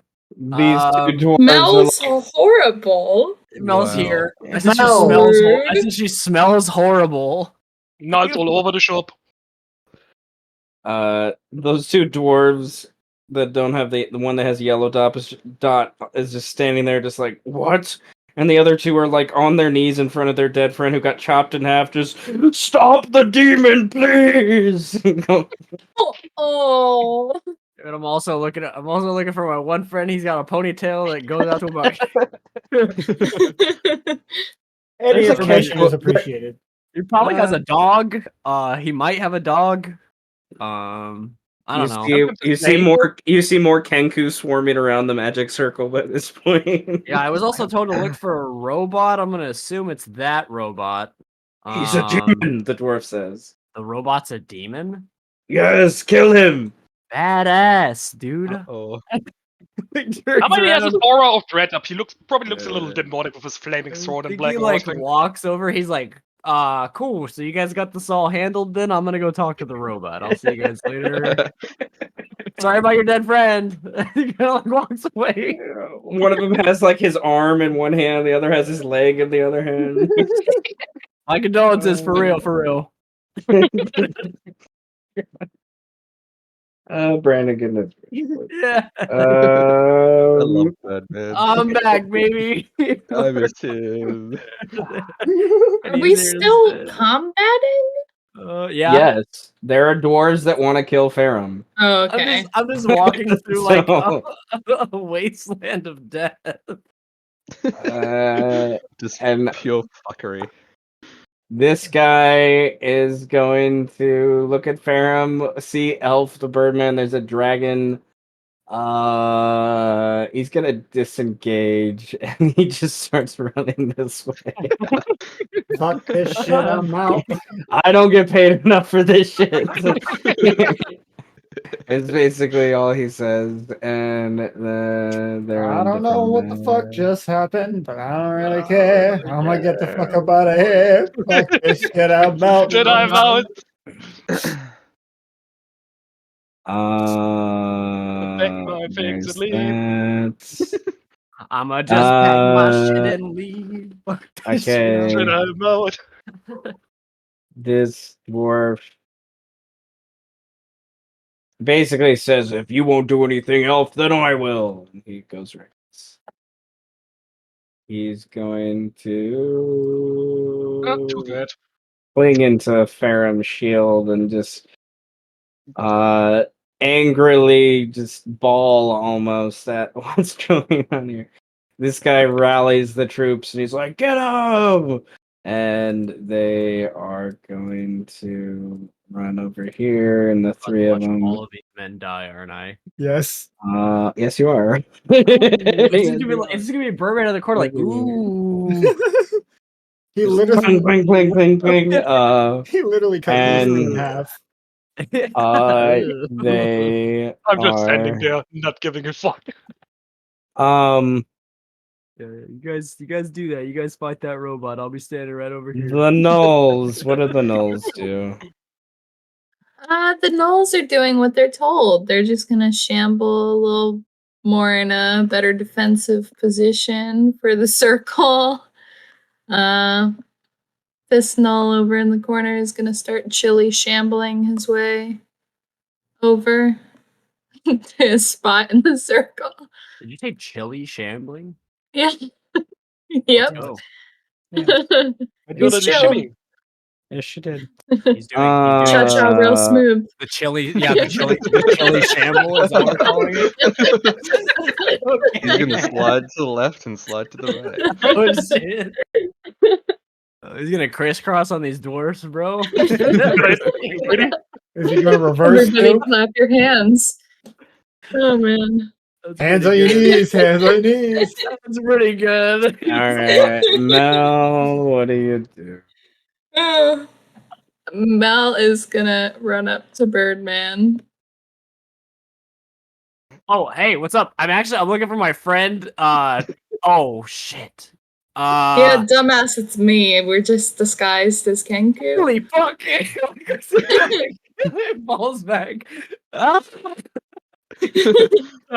Why are you all of a sudden afraid of me? I'm not afraid of you. I'm afraid of the bird that's talking. I was a bird for a long time. You can't talk.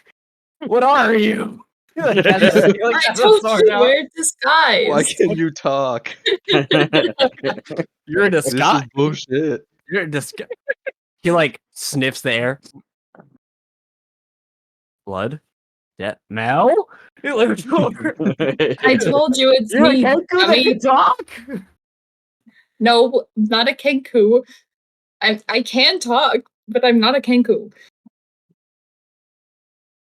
Oh, did Sech do that thing where he makes you guys look like Yes. others? Oh, okay. No, I understand now. That was weird. I understand now. That's cool. Ass. I get it. It's cool. Well, I mean, you gotta count for. So there are dwarves cut in half over here. You know, sometimes you just gotta roll. Yeah, with the that's punches, fair. You know what I'm saying? That's fair. Play the demon. Oh, It's almost impenetrable. We will work together. We will kill him. I'm like looking over and they're like stabbing a robot and it's not doing anything. Oh, weapons are useless. It's like in Rogue One when like the droid is like popping the fuck off, like just going ham. Oh, yeah. On the stormtroopers. It's just like, so what's his deal, bro? I said Mel's turn. Yep. Okay. Sech, what do you want to do with the dragon? So I'm gonna walk forward. I'll use my action to dash over here. And as I'm doing, I'm gonna Forrest Gump wave to Birdman. You know where he's like on the boat. Hey, man. and then I'm gonna be like, all right, buddy. You notice this Kenku has a ponytail that kind of looks like Sech's. Whoa! he like does the thing. He like measures it out with his hands, like. I said, like, what is this? Give me a moment, buddy. Fuck up that fuck up that halfling, and then the dragon's just gonna fly over the halfling. The halfling's pretty far off the map. Another dragon? Fuck Yeah, yeah. my dragon can move 60 feet. Okay, the halfling is 100 feet off the map. That's far enough. Yeah, so it's 60 feet, and then he'll move his full 60 feet, and then he's just gonna use his breath weapon on him, which is another 60 feet. Oh God. Okay. Well, that happens. Yeah, roll. It's an 8th level spell, that's fair. Oh God. Would it also hit his friend too? Oh yeah, can I get his Mm. friend in the crossfire? He's Might be a stretch. He's Yeah. 110 feet in the air. He's higher up, so I'm gonna say no. That's fair. But intelligence save. Okay. That's 11. Concentration check. Fail, fail. So you fail. Fail. Okay, he's fine. All right. This guy is running. He's off. He's.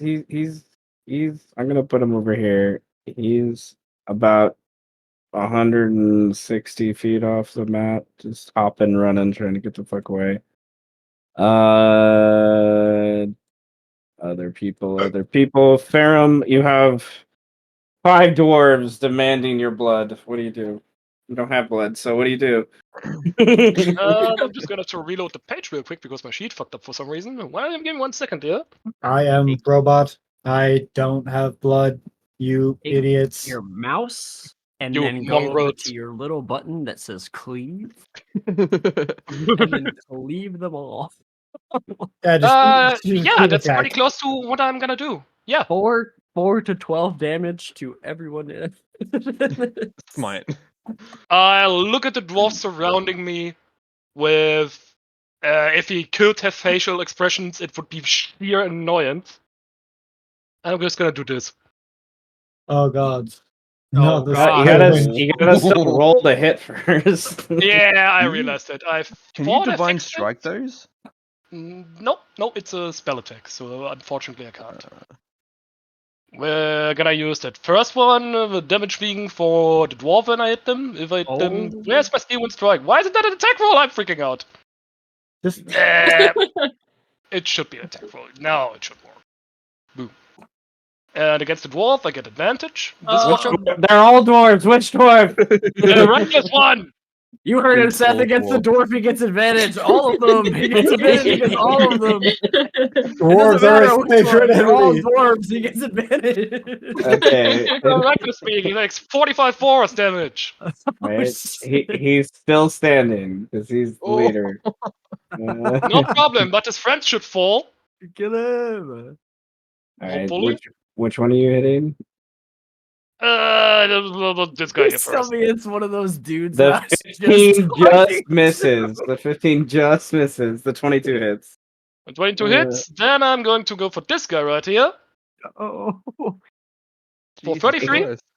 He is not existent anymore. Not those dudes I was just talking to. This guy next, and this guy next. Oh no! Who could have seen this coming? Shit. Yeah, my those both God. hit. Those both hit. Boop and boop. Evaporate them. Oh no. Oh, They- Get him out of my face. Okay, this guy's gone. Like, no, there's nothing left of him. This They guy, ex- there's armor left. They explode because it's force damage. I'm done as part of the spell. I'm gonna shield up teleport at the behind him. right time. It is Birdman in the corner, like, ooh. You just Birdman wipes some guck off of his suit. Like, guys, this is tailor made. Fuck, man. Oh my god, this one's a Marcello original, bro. Chill. Nope, as Okay. part of the spell, he doesn't get an open attack. Chill. It's Armani, bro. Nonetheless.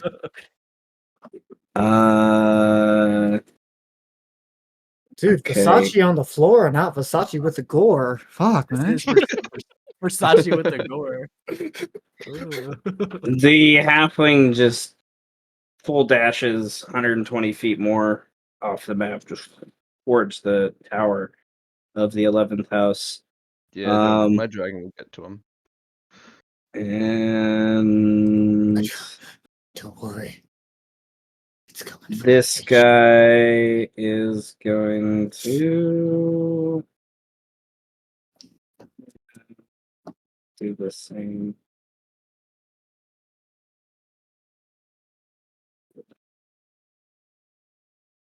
Okay. And Birdman. What'd you do? Sorry, I'm getting told about fried rice. What do I do? Oh, that's Why a did good- you have to say that, dear Lord? It's not fried Yes. rice. I have been craving fried rice for several days. I'm so And glad that eat you it! crave. I'm so glad Make that it. you crave fried rice. Like the only thing I eat in this house. Like the only thing we have all the time. I love Eggs. fried rice. Eggs and rice, dude. And make That's fried all rice. You only that's in need the- 3 ingredients: egg, fry, and rice. I'm out of Eggs. rice. It's eggs, rice, and soy sauce. Like the only thing. Bro, that we is like eat. that is my favorite like uni meal. Is like a fried egg on top of like rice with like soy God. sauce. It's so good. You guys So need to great. stop talking right now. If I'm feeling I'm spicy, I'll hungry. like I'm a so like a hungry. bacon, Birdman, what do you do? Oh Making god. rice. You just Making witnessed 4 dwarves because wind blew in just die. You don't even know what the fuck happened, and then and then there's just Farrum there next to one of them. Just you blinked Yeah, and he moved, and the wind Yeah. came in, and Why? 4 of them died in the process. I look at I look at Mel and I go, damn, what's the problem with the robot, dude? Who hurt him? He worships me. I don't know why. So it's your Yeah, fault it's that he's kinda like weird. this? I don't know.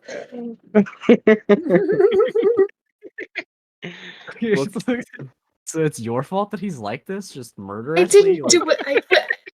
What do you think? I think it's your fault. That's what I think. You're a human at this point in Wasn't the prepared distance, to just be a going, patron. fuck, oh fuck, oh fuck, oh fuck, oh fuck. This guy's just running. Looks like Kratos is fucking running. Let that guy get away. I don't think you should let that guy get away. I think he's fine. He's right there on the map. He hasn't got off the map yet. I'm just shoot him. Why How not? far away? Mhm. I love that the ambivalent. I'll just shoot him then. You know what, guys? I don't know if that Get out of guy's his misery.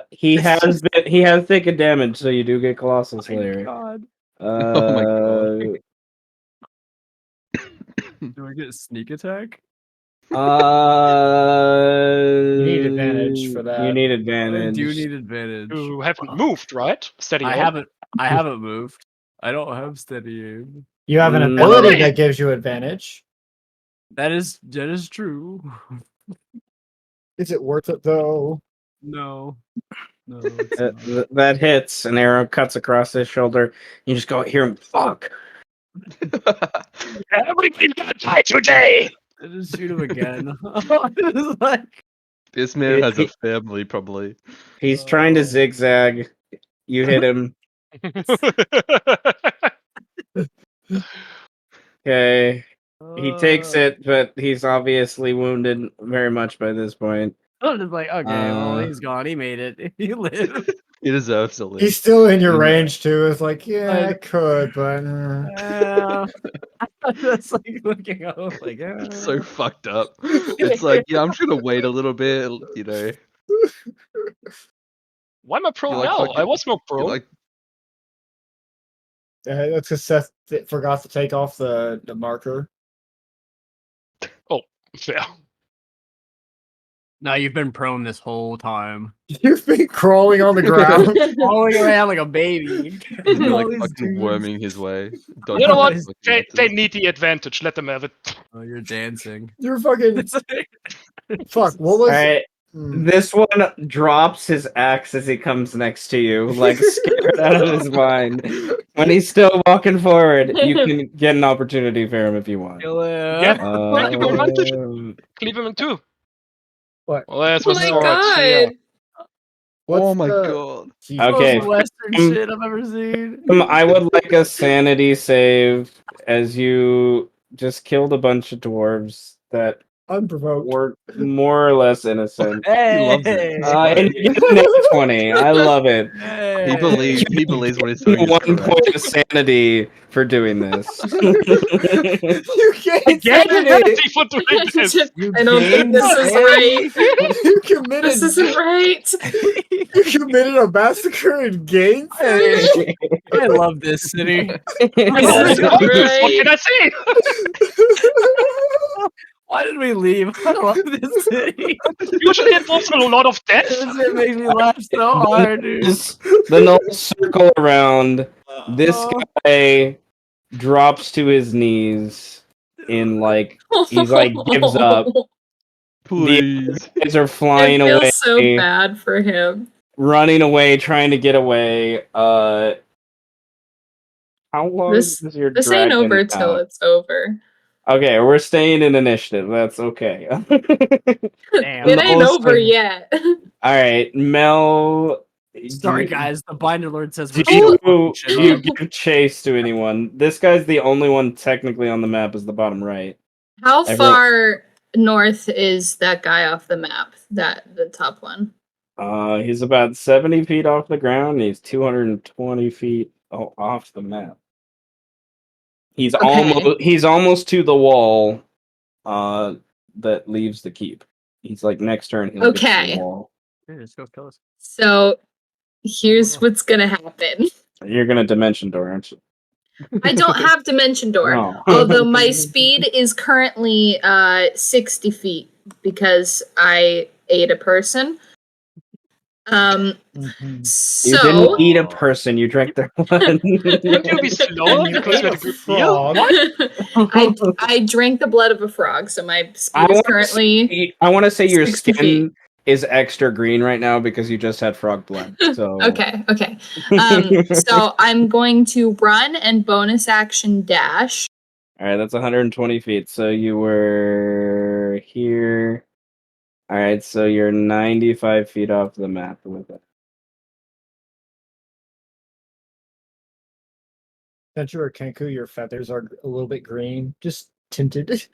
I do need that extra 5 feet, and I will make the distinction that I was next to Birdman, not next to Sech. So you're 100 feet off the map. Yes, You're 100 just feet in off the range of guiding bolts, Oh my god. map.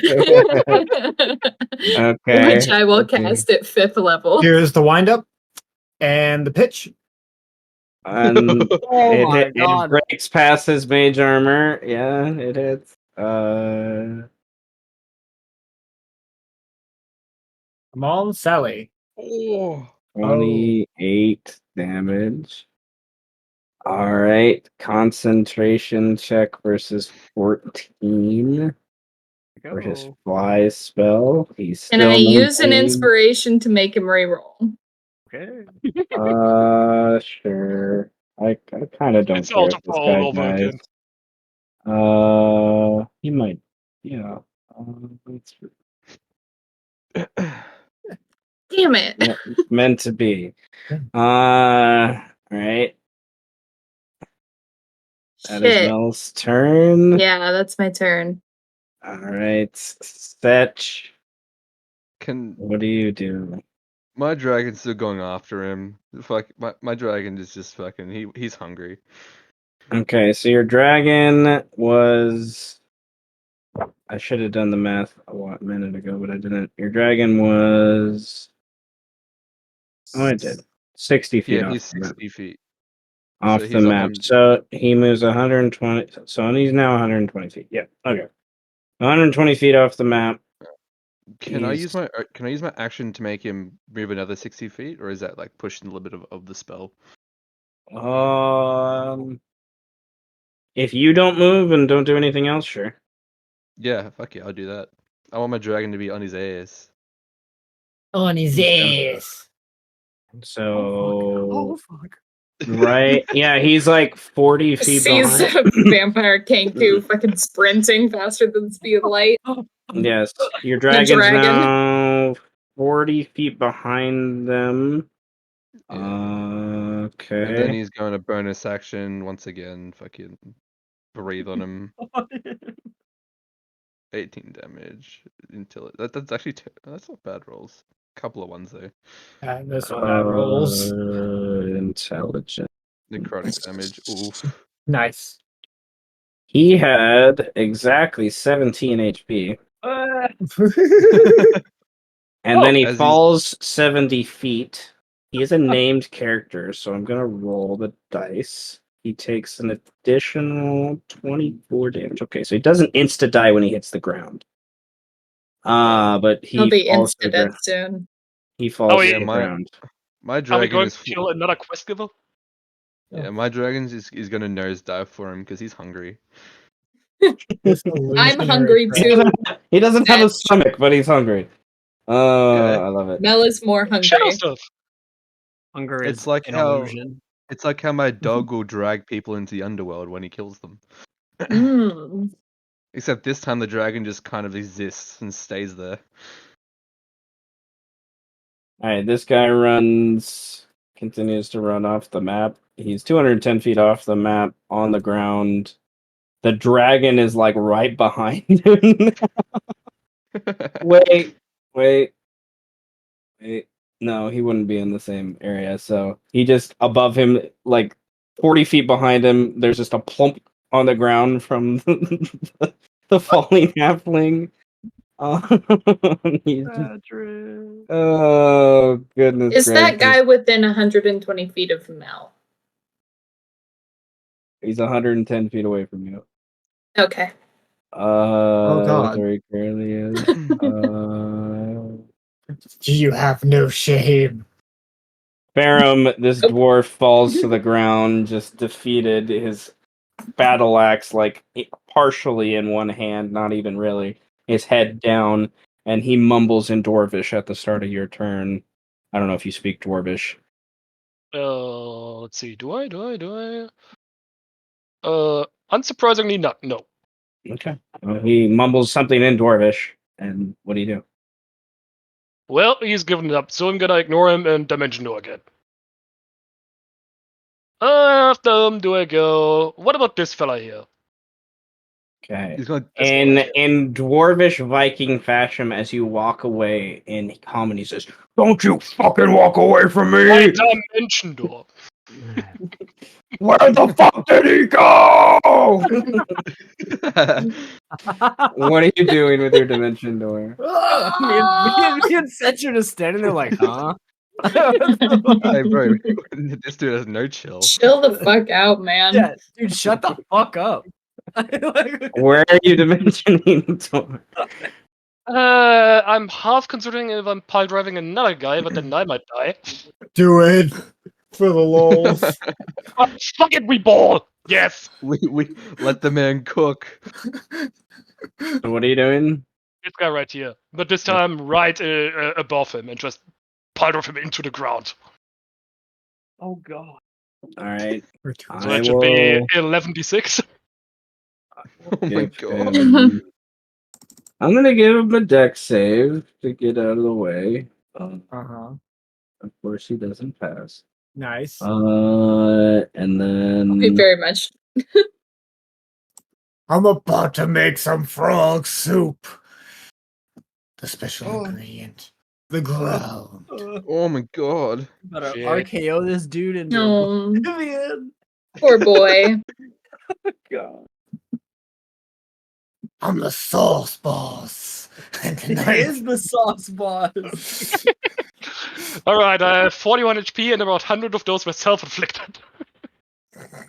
Okay, you land on top of this guy. He had not taken any damage yet.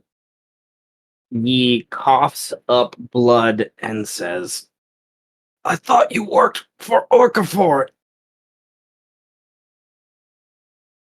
Just stares him down. He's in kill mode, he doesn't talk. Oh my god. I'm gonna have him roll a death save because he is a named character. He fails his first test save.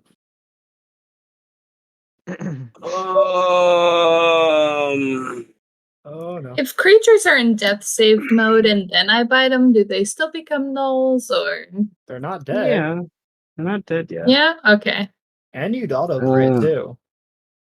Or something. No, you just hit 2 deaths on them. Kill him. Yeah, get 2 auto death save. This guy has a Farrum on him.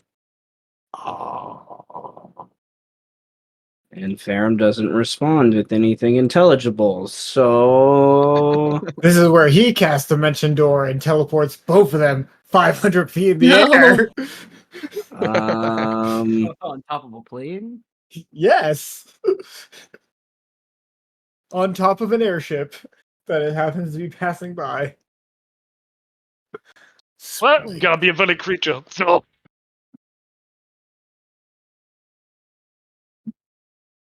And I'm willing for whatever bullshit Seth is concocting up. Oh, well. Uh-oh. Oh. Maybe. Maybe. It's like 50%. he cast a spell, but nothing happened. That's the gist of what you saw there. Nice. His hand just starts. Birdman. Right, so they're off map significantly by this point. This guy's about to run off map, the guy you were shooting. What do you do? Nobody's leaving alive today. Does he look like no witnesses isn't a bad idea. So. Yeah, I was like, does this guy look like injured? Like if I shoot him 2 more times, he might die, or is he just like whatever? What's your medicine score? 3. 3. So +3. +3. So at least 16. So you're unsure. He's been hit a couple times, but he's still running pretty upright. So. Yeah, we're just gonna let that guy suffer. Oh, we're gonna walk over probably to this dwarf and be like, he raises his head, tears in his eyes. Why? What is he? Elf. What is he? I don't fucking know. I just got here, dude. He does not like this answer. You know he's gonna attack you next turn. Oh, okay, well, if he's gonna attack me next turn, then what else am I gonna do but stab him? Stab him in the throat. Like, dwarf, I'm gonna stab you now. I will say, if you stab him, you have to roll a sanity save. Yeah. Maybe what if I ask him? Like, I'm like, do you want me to like kill you? Do you want to like finish 1v1ing him? Like, do you... I won't do anything. I will prepare an action. If he hits me, I will hit him back. Okay. Because he'll deserve it. And I hope I won't lose sanity for killing a man who swings at me. He swung first. He swung first. You swung first. You swung first. This guy just continues to go, oh shit, oh shit, oh shit, oh shit, and run. So, in the other direction. This is. He goes home to his wife. No more. No more. Fuck this shit. We need to leave the city. We need to leave. Pack the things. And that's how the get first group kids. gets new followers. I don't understand. Why don't you pack your shit and leave? He stands and he's gonna roll a perception. He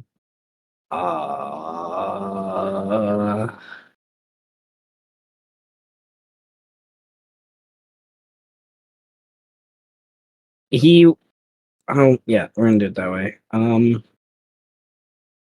He starts walking in this direction. Where is he? Where is he? Where is he? All right.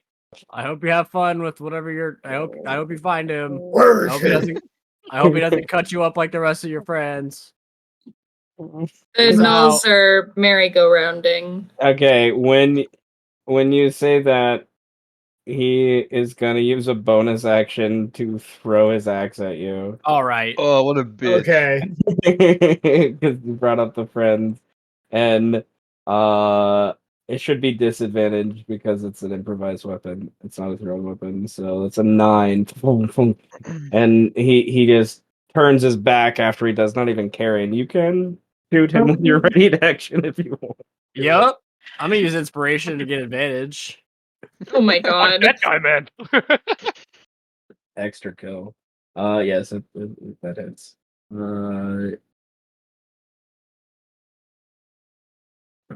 Yes, he had 6 HP. Right in the throat. I just go, dude, and then just shoot it with an arrow. Don't you have sneak attack because you have advantage too? Yeah. It's there. It's there. Oh, It's I fair. see. He literally throws his axe at me, turns around, takes like 2 steps, and just gets an arrow in the throat. That's so sad. Oh. Where's All right, Mel. This bitch threw his axe at me. Mel What is are you gonna doing? super speed over to the froggy wizard. Did any of them land a single fucking hit? That He's gonna bite him. Oh my For a god! nat 20. Froggies today. There. Okay, he's dead. He's dead. He's fucking dead. He's dead. I want to roll the damage though. There we go. You can roll the damage, I wanted to but- see. but he rises as another froggy knoll. Your skin is almost like a forest green now. Ooh, those Gooey. stickers. Is this But I still look like a Kenku. Yeah, you still look like a Kenku, but your beak, around your beak, it's like dark green, and your eyes are green. It's really weird. Mel feels Alright. ill. All right. It's going to max damage, as they should.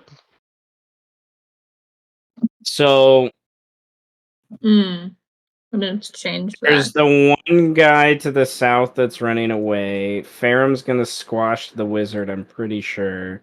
Oh yeah. Nick. So I guess my question is, what do you do with the one guy running away that no one's engaged with?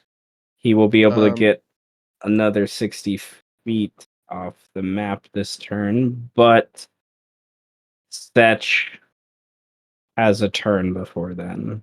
Yeah. How far? And so does off the map is it? Birdman. But by this turn, he's just 60 feet off the map from where he's at. Oh, cool. Yeah, my dragon is gonna turn around and fly after him. 120 feet again. Just the complete. He's gonna do like a one. He's just gonna like curve around and just fly directly towards him. How long does the dragon last? A minute concentration. Oh, that's a good idea. Okay, so you've been through like 4 rounds. Okay. All right. He lasts. When minute. we're going to say with the dragon and arrows and other thing, you guys clean up this little bit of a mess here. And let's take a couple moments for some like wrap up roleplay before Garulvd walks into the other Take a moment bind. of silence. Yeah, as my I must I was remind gonna there is some people in the bottom left corner just watching all this happen. Yeah, they Oh, don't worry. decided Mel's gonna zoom back and talk the to him. dragon appeared to just stop. Just like, I'm just gonna watch. Once the dragon appeared, they were gonna do something, but then a dragon appeared. It's just like I'm just gonna heal against myself. my dragon's gonna like eat him, and then like kind of like the scene from the Cataclysm trailer, like Deathwing his way onto like a fucking roof of a building that's like does a massive roar, and then like a portal opens up again, and the dragon dives through it, and like the spell ends Amazing. once he's had his Cool. snack. It's an illusion, though. Oh. Okay. Hey, Yeah, Mel's all gonna of- zoom back to talk to the idiots in the corner. all of my shadow friends are friends. Okay, how dare you call them an illusion? The spell calls it an illusion. He's made of shadow stuff. Okay, from the shadow fell. How are you approaching these two, and what do they see as you approach? Mel will ask Sech, can we cut off the seeming? Sure, and I'll cut off the seeming just for us two, but I'll leave the Kenku children. Okay. The two froggy children will join the merry-go-round of Kenku. Ring around it all. One like drops an arm and picks it up again. We all fall down. You know, I didn't These want to be two- that guy, but it's really culturally appropriate. It's really fucking me up that all these guys look like, you know. Why does it offend me that they all look like how I used to look? You know, They do all look like you. Specifically children. Specifically Children. You. Oh, God. Oh, no. I'm just gonna finish off the guy I'm putting down. Oh God! I did make a new null. You got a That is negative too. You failed. You failed. So how much sanity do you lose? Failed. Oh my God! Is there ever a point where like you just eventually? Oh my god! Perfect! That's zero. Perfect! I don't think you have that. He said zero. I was at Is 3. it -1? It's Wait, minus you're at 4. No, I was at 3. Now I'm at 0. Oh well, god, oh, what you happens hit now? Here we go. Give me 1 Oh, second. this is a Okay, shit show. So Seth, Give this me is 1 something that you introduced in the first session of the game. How does When we this talked actually about it. work?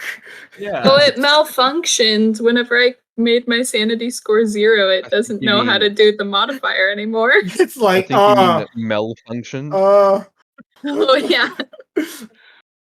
I don't. How are you at 0? What? This shouldn't be possible. How did you fuck up this bad? How did you fuck up this bad? He's like, what did I'm you just do? gonna put it at 1 so it has the right modifier. Mel, what is your charisma score? 13. Okay.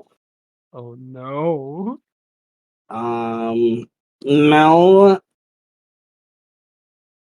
until your sanity gets to 13 again, Oh, Oh your no. character suffers from extreme paranoia and has therefore disadvantage on all wisdom and charisma checks. Oh my god, no. yeah, How many that's gallons never of gonna coffee do we happen. need, Seth? How many gallons? How many what? How many gallons of coffee do we need to drink? You need a couple months worth. Not gallons by that point. It's days of drinking gallons. Okay, Mel, we're gonna strap you down to this chair. Here's a funnel. We're just gonna keep pouring coffee. We're gonna water for you. I don't think that'll increase her sanity, guys. No, we're gonna chill. We're gonna get the So- bird. Yeah. You can Uh-oh. role play that as you see fit for those things. But nonetheless, as the seeming disperses as you run over in kind of a hazy mist, these two go for their weapons but This stop. changes how I approach him. They stop once they realize how many gnolls, and some of them now being frogs, start to encircle the bind themselves, and the melon here, the badger man, he looks like he wants to leave. The only reason he doesn't is this human still stands so defiantly watching you as you approach, and he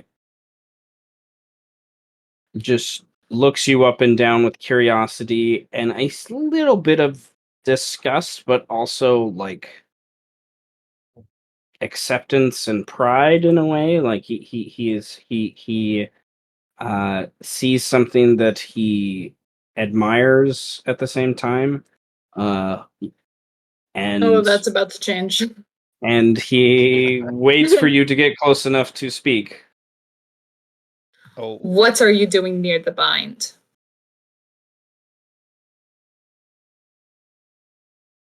I would have Plain or things will behind- get violent.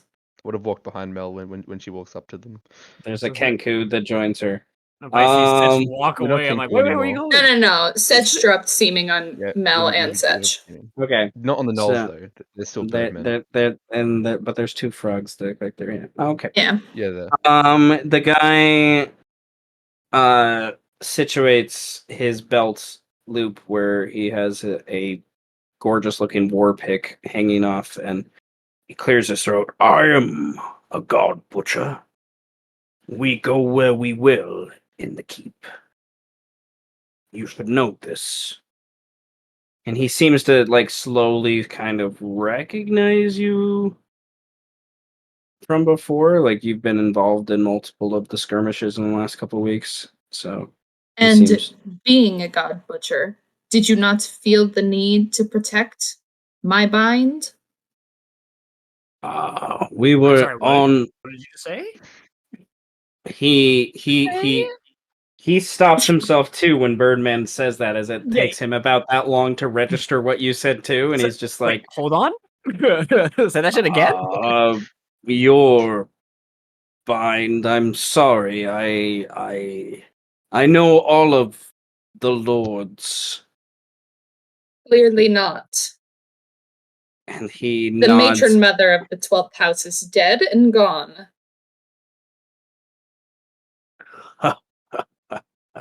He chuckles and, well, Bloodgutter, it seems you won your bet. The melon looks like that's what you're talking about right now. Sort of like, what the fuck, dude? And Birdman does that thing in 22 Jump Street where Channing Tatum starts freaking the fuck out. He's like, oh shit. Well, shit. my lord, we will let you get settled in. We are not scheduled to cut from the tail for a few weeks now. And he starts to walk off. Bloodgutter's just like, what the fuck? Okay, I'm gonna follow you because she's scary. Like, they start to walk away. You generally... Jägermeister is one of the highest ranking god butchers in the city. Like, he's one of the few people that could keep up with you guys that exist in the city. Can I make an kind of insight thing. check to see what his vibe was when he found out that Mel was a binder lord? Yeah, sure. Like a glint in his eye. Never mind. That's actually enough for Jägermeister. He wasn't Oh. trying to be extremely deceptive by any means. Charisma is not his strong suit. And he generally has an answer now to what's going on, and he's comforted by that fact. He doesn't generally give a shit who's the binder lord, just as long as the Tarask is where it's at and he can make his money. As long as there is one, I guess. True capitalism at its finest. Yeah. So he's just like, he can go about his business now. Okay, fine. So, he doesn't seem to care too much about that. You guys are left at the bind here, a circle of Kenku. That might be the name. And frogs. Of circle of Kenku and frogs. Why is there this dead body in my backyard? Oh, that's why? Okay, yeah, cool. Well, what do these four do for this? Mel is going to quickly sending to Xantha and say the 12th bind is secure. He will message back, good. It is unclear about the 5th. Ugh, gonna make me use another spell slot? She'll ask him if he wants assistance.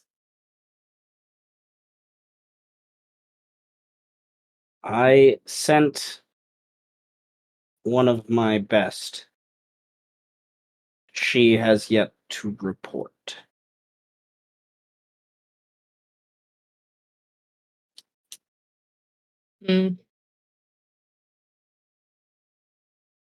Oh, right. Birdman.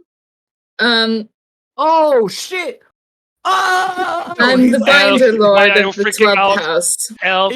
He's like drumming and like duck goosing around the bind, like touching the fucking nose. Oh shit! A bond.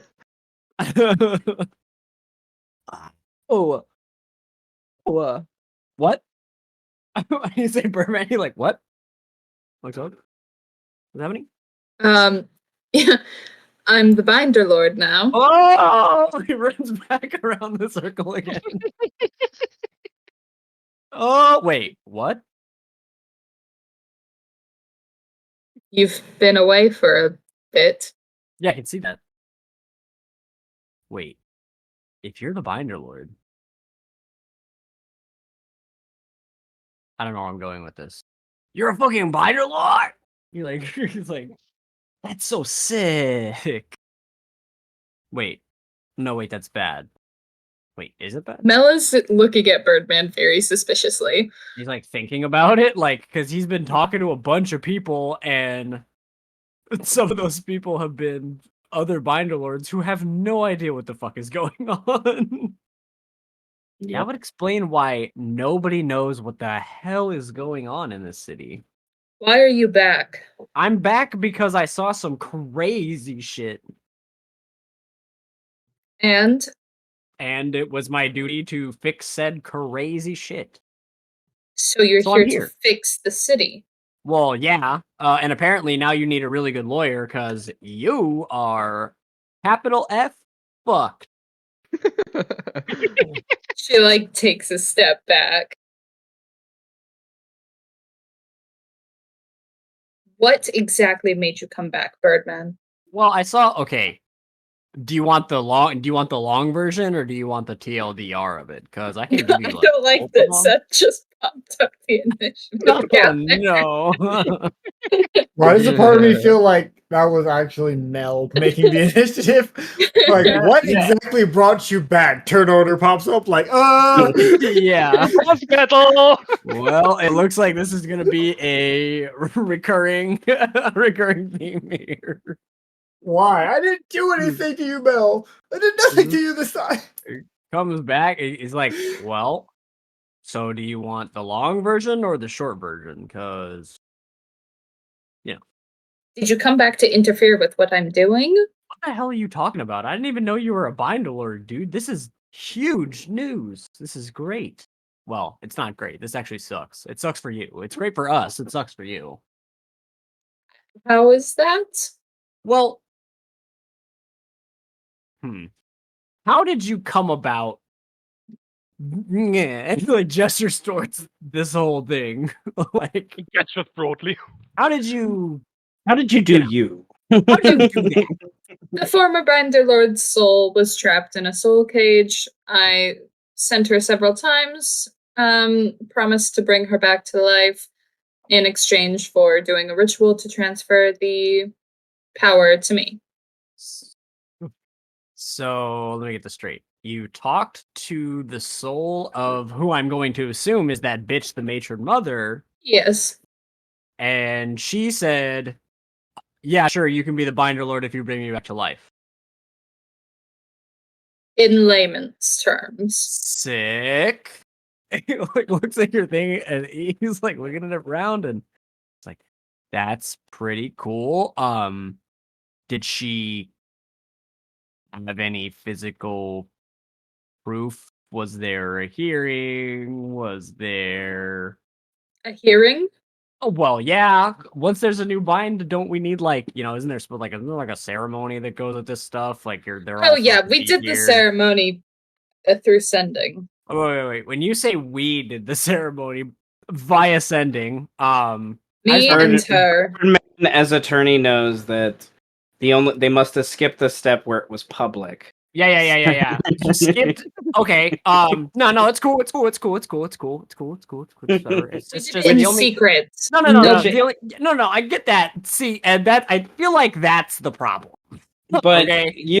you are not wrong. You Birdman and you all have learned that that's basically what the matron mother did. Is everyone assumed it was Spencer who was the Binder Lord, but she actually subverted and 12 years ago was the one who took it, was controlling this whole thing the whole time. So yeah. I mean, I'm not saying it's a problem that you're the Binder Lord. The only problem I think is that nobody fucking knows. Well, I had a very short opportunity to take the power. And I wasn't going to volunteer myself as some sort of, target immediately after. Well, okay. I mean, it's all fine and good that you're the Binder Lord now. There's pretty much nothing that we can fucking do about it now. Only problem is, you gotta tell everybody, because the city is on high alert lockdown, because they don't know what the fuck's going on. Well, help. Help. I'm sorry, what? Will you help me? I'm not good with people. He he's like, now he's looking at you like, I'm sorry, what did you say to me? I asked for your help. Don't make me regret it. Hang on, I need you to repeat that one more time. Just one more time. My dear Lord Birdman, do you want me to steal your blood again? No. But you know what I want? I'm not Birdman, that's mine. It's from my family. I'm not giving it to you. At this point, this is like Garulvd wouldn't hear this because Garulvd's kind of in a different timeline a little bit right now, but this happens after Garulvd, but you all hear basically the god butchers are yelling out or horns are being blown about how the 12th bind is safe again, basically. And like directions are being ordered, you hear in the distance from the god butchers to move towards the 5th house, the 5th bind. Make sure that's clear as well. Okay. I will help you. On one condition. I'm not giving you my teapot. Okay, look. I wasn't going to ask for the teapot. I was just going to assume you were going to give me that at the end. We'll talk about it later.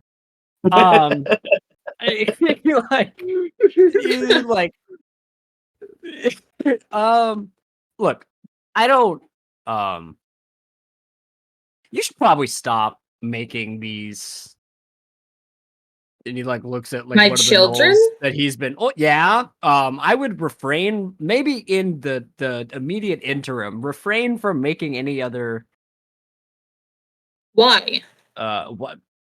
He looks at you like, hang on. Okay, he looks like, hold the fuck up. Hold up. Hold on. Wait a minute. Hold the fuck up. Statement: the term is nulled. Oh, he looks at the robot like, I know what they're called. Anyway, whatever. Shut up. I just, for the time, we need to, I would imagine, make your, let's say, plead your case. That's a good way to put it. Plead your case. And I think if you have a bunch of your children running around with you and, in public like this, watching your bind, probably not a good look for you. Probably not a good look for the new 12th house. Three of them echo around the bind, around the bind. Around oh my! He looks at them like, oh my god. He's like, was I that annoying? No, no. But how else am I supposed to secure my bind? He looks around like, you tell people that you're the binder lord and then they watch your bind? I think that's how it works. I'm not a binder lord though. I mean, it's not like the other houses don't do anything that's not just as fucked up, if not more. Hey, look, exactly. What did I just fucking say? It's like, I said in the interim. I didn't say stop completely. I just said in the interim. I feel like most of the is it common knowledge that most of the houses do kind of fucked up shit? Yes. No, I'm saying to Seth. God. Is that like kind of common knowledge among citizens? God. God. Yes, God. Seth is dead. Yes, yes, God. Your God is no longer here. It's one of those things that, yeah, sort of. I guess it's like the assumption that the CIA is doing bad shit. Yes, but who cares? Right? Kind of thing. It's like it's in the long run, it helps the city maintain what it is, but what they do in the process Yeah. and what happens in the courts, as we've discussed before, stuff only goes to court if someone can make money off of it. If it's something that's handled in the streets and there's no witnesses, most people don't question it. Look, See, and I've got this covered, and I'll cast See Me again, and I'll cast it on the two gnolls that aren't seeming, then I'll turn them into little Birdmans. All right. See? Look, the only thing you need to do, it looks like at the current moment, is just tell them what you did. Well, you don't have to be like specific. We don't have to get into that, but you just have to tell them that you're the Binder Lord, basically. Kind of like how you just told that one guy, I'm the Binder Lord, I'm gonna protect my bind or whatever. If you walk in and tell the Binder Lords, hey, I'm the new Binder Lord, what are they gonna do? Fight you? Well, they might fight you. They might fight me. Yeah. Well, if you stop making undead, Well, they won't want to fight you. I don't think that's true. You know. Did you ask? I have friends among the Binder Lords. Okay. That's good. That's a good start. Xantha, for one, is Okay, very well- supportive of the fact that I am Birdman looks now like, a Binder well- Lord. Okay, well, I've made a formal alliance with him.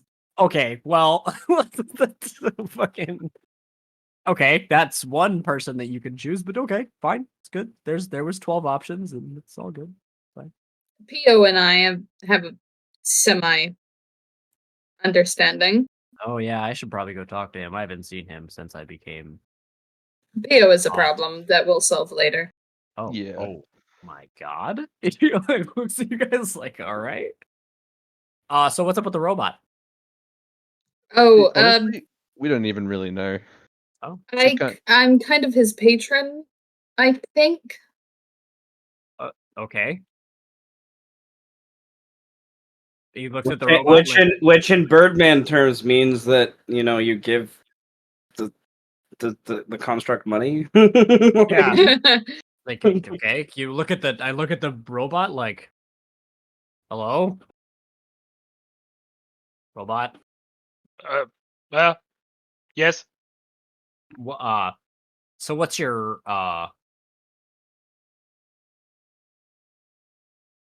Farrum was kind of his phase visor stopped glowing red for a while, and it only came back online when just said yes. Could you repeat what you said? All right. Is there anybody else who is aware of your current predicament? Unknown. No, Maybe. I don't think so. I think Orcafor might have an idea because I did kind of tackle a man outside of his tower just before I went to the bind. He told me to come and find you. He probably knows. Orcafor sent you. Orcafor is a person I talked Are you working with Orcafor? Oh, no. Okay, look, listen. He like puts his hands up. Like, okay, I'm not working with anybody. I got here 2 days ago. All right, I don't know what the fuck is happening. I was looking for you. I figured that they might know where you were. They were talking about what did Orcafor tell you to do? Okay, I did not say anything. All I told him was that I was looking for you. That's it. He knows I was back in town. Birdman. Now Orcafor will have more to suspect. Okay, well, my bad. When I teleported into the city 2 days ago, I didn't know that the 12th house had a new Binder Lord. So, well, you could have called ahead. Well, I tried to call ahead, and you said, "I'm not new later." No. Eros did send Mel and say that Birdman was coming. Mel doesn't care. I think when he get there. Okay, Mel.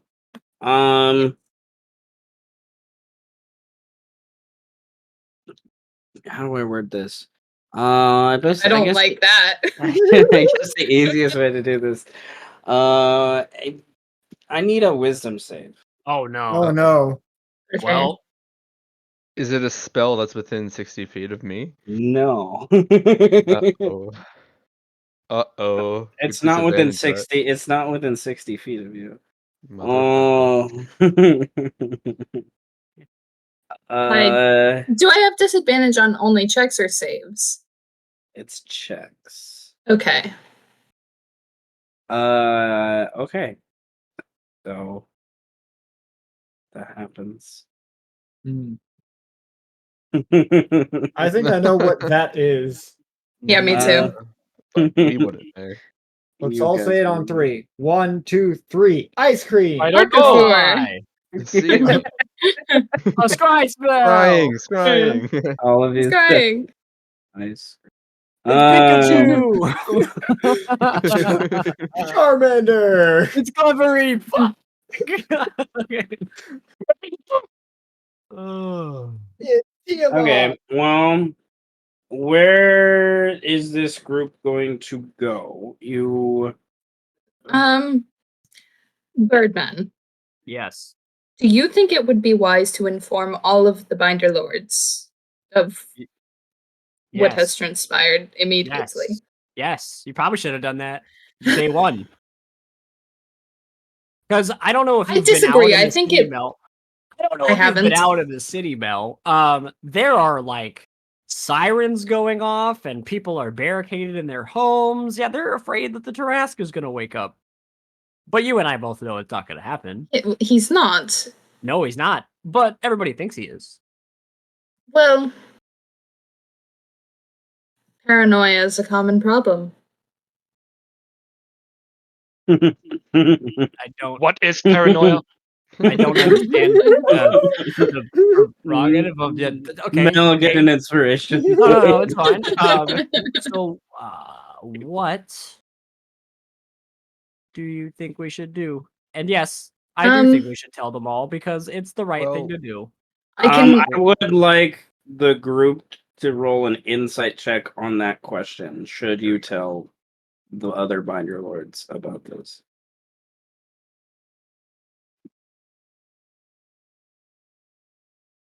Rolling an insight on myself. I know Farrum, it's not surprising that he doesn't know, as he's relatively new to the city.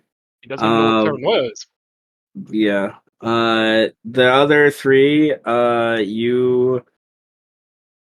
it depends on which Binder Lord, and with what's going on right now,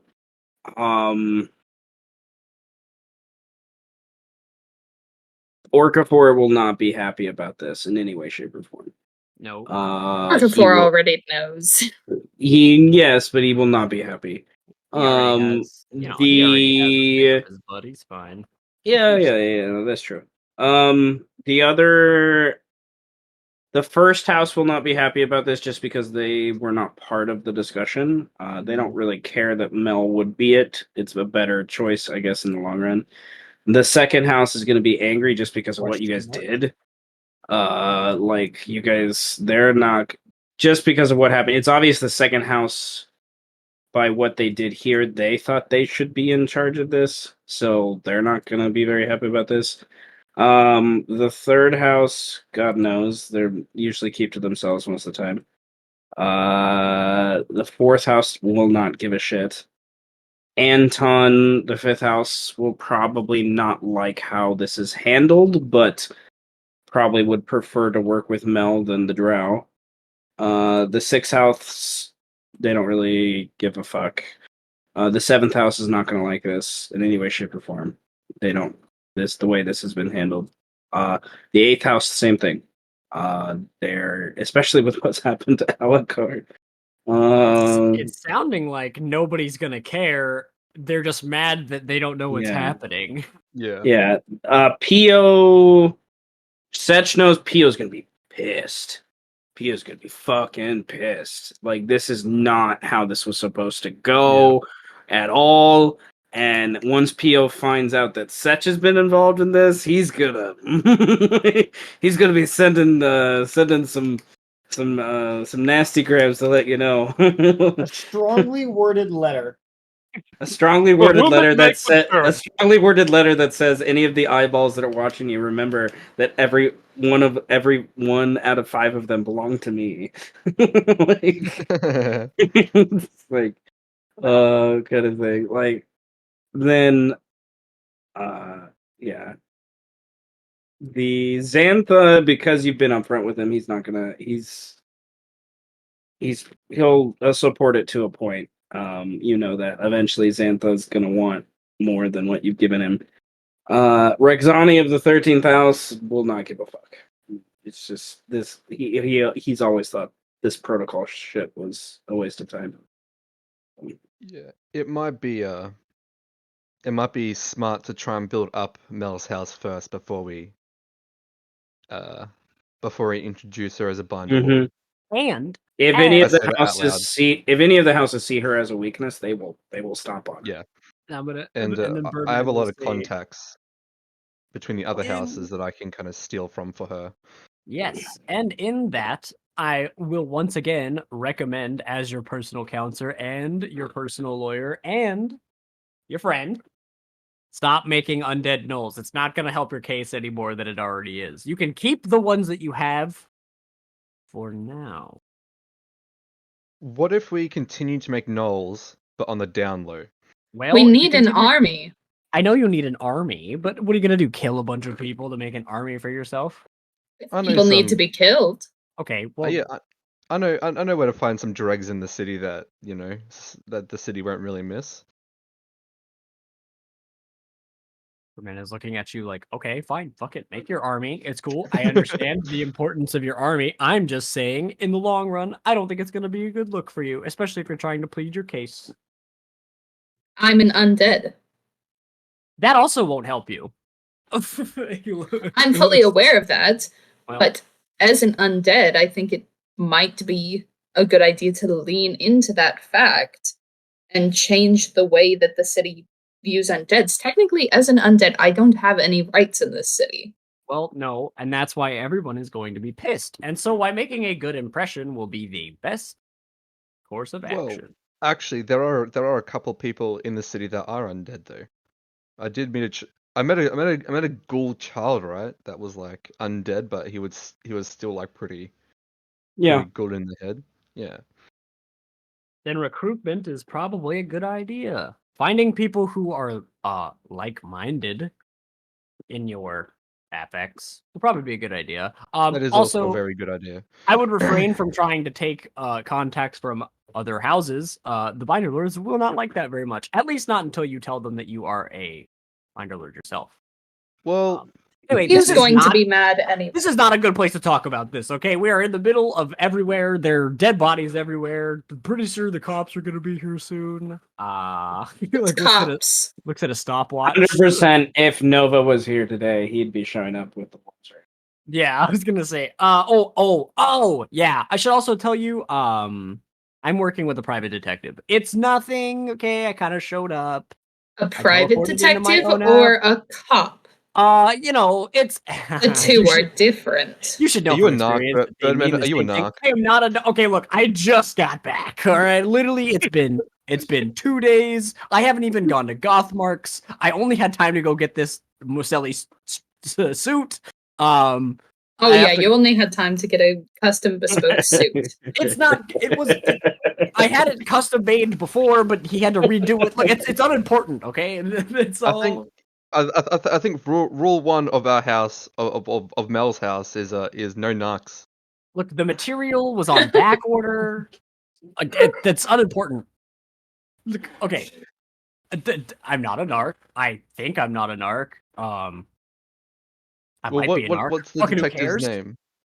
His name is. I think they call him Killian. I think. I didn't really ask him for his name, and Jim was Birdman, there. I want you to pledge loyalty to me right now. What the hell? He's like, what? Wait, hold the fuck up. He's like, whoa, hang on. I cannot trust you. Hey, look, until you promise that you are on my side. I work with the courts, okay? That was my whole directive, okay? I don't, this is a really awkward situation I've put myself into. I'm looking at and seeing. Look, I don't know what the state of my employment currently is. Birdman, like I if you said. want employment, I will employ you. I just need you to be loyal. Well, I have to make sure that you're not crazy before I pledge my What do allegiance. you mean to crazy? you. He looks at you I like, was crazy once. he's like tugging on his collar. Like, Birdman, are you insinuating something? no. No, definitely not. No. Can't even say this shit with a straight face, dude. No. He's like, no. Mel's skin kind of looks like a frog's by this point, so Yeah. it's just... I feel so ill. Maybe maybe you should go lay down for a second. Maybe all of this No. commotion has led you I to need have a headache. normal blood. Not frog blood. It's one of those Okay. things. You can live on it, but it tastes like shit. Okay. Do you have any enemies that you want to get rid of real quick? Not that I could think of. Look, How desperate do you need blood right now? yeah, for real. Like, how desperate is this desperate? Well, Like, I how don't desperate are we like talking? need blood. I just I feel very ill. It's like, whenever you eat bad food, you need to eat some like bread or something to, I'd be willing to donate. settle. What? Honestly, Sech, I don't know how I feel about drinking your blood. Yeah, it's a little bit. The blood is kind of weird, but it depends how much you need it. It's like, While this is happening, I'm rapidly tapping the Birdman on the shoulder. yes. You are an elf. Why are you called Birdman? It's a long story, okay? Make it It's short. I was once a. He looks at the nose. I used to look like that, and now I look like this. And then everybody used to call me Birdman. I don't have a name. And look, just go back and watch the tapes, okay? Watch this. He just broke the fourth wall. Oh no. He looks at these two people and he's like, okay, look, I will have to think about that loyalty thing. I currently don't know how the other houses are going to react. Look, I would love to. Don't get me wrong. I'd love to just pledge my undying and undead allegiance to you. You're gonna be an enemy. Look, I'd love to do nothing but to unpledge my undying and probably dying and coming back to life allegiance to you. But the thing about that is make you immortal if you're on my side. Look, that's ew. He thinks about it and says, "Okay, gross, but we have to have some sort of neutral party, okay? And want to be that neutral party. I want to help. So you're against me. It's not okay. You're putting words in my mouth right now. I am not against you, and I don't know what is happening. I'm just trying to get a gauge on what we could do to make this. Well, are you on my side or not? What if we hire you as our legal aid? That's a good start. He says. That would be a good start. I will help you. Listen, I will help you. I will help you figure out your ordeal. And then we can go from there. Although Birdman, attorney of the 12th house, does have a ring to it. It does. It does. I'm gonna need a cooler nickname than that, though. Like, I don't know. We'll workshop it. Well, what name? I mean, we did suggest some names to you when we were out camping. Do you want Jim? Do you want like Jerry? Well, Jim is already a guy that I know, and Jerry is my drug dealer, so probably not. I forgot about Jerry. How about Knife Ear? Whoa. Oh my Okay, god. that's a. Dude. Like, looks like Farrum brings back an insult from 1,000 years ago that the dwarves used to use. Why does that piss me off? What? Instinctual What offense. did I say? It sounds cool, Anyway. does it not? Pointy ears. That's what's dangerous.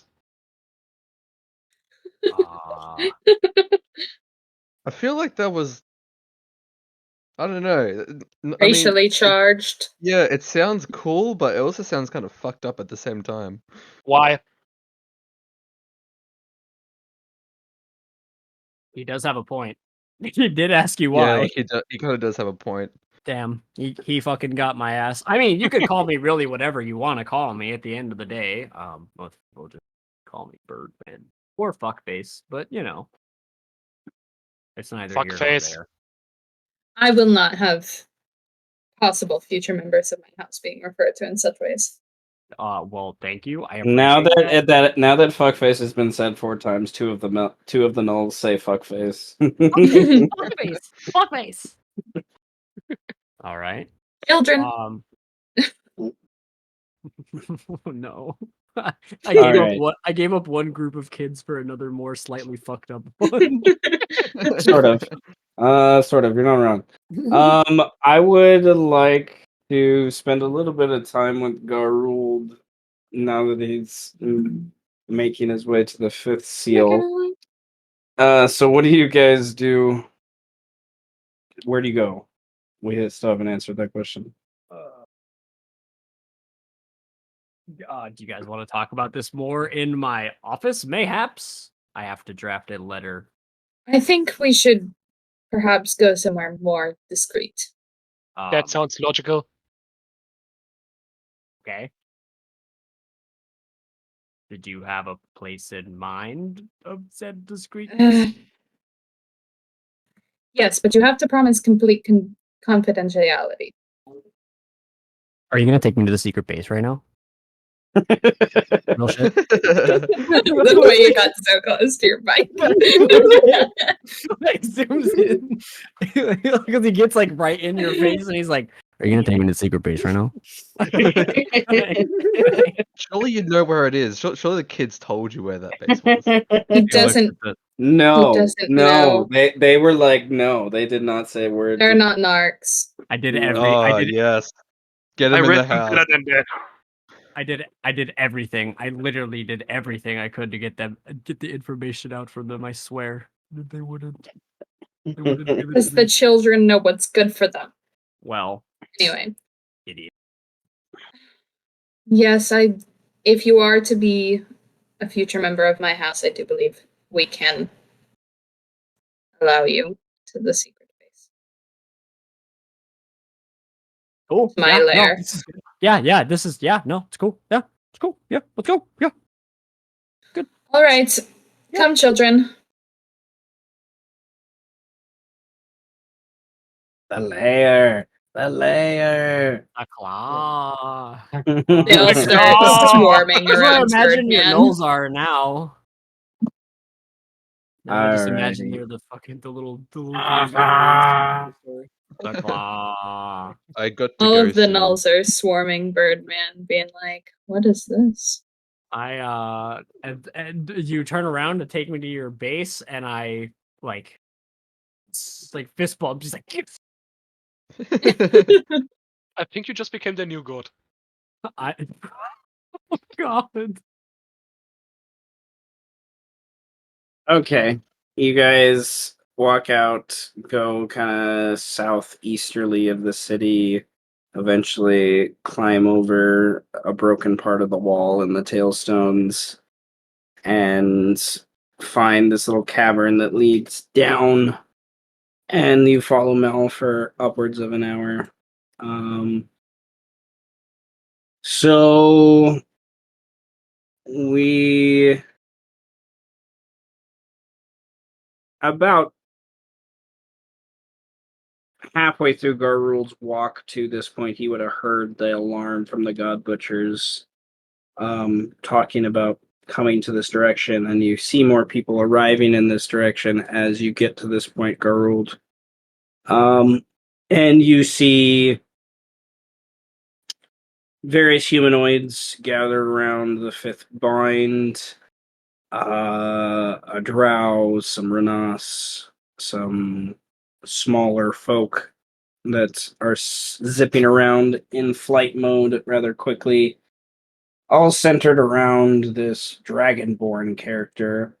And they are seemingly having a conversation about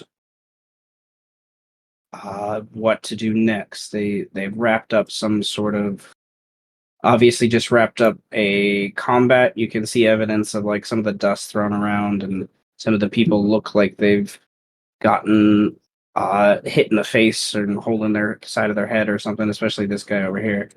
And then there's a couple other Renas that are on there's giant like frog mount things. And Garulvd, what do you want to do?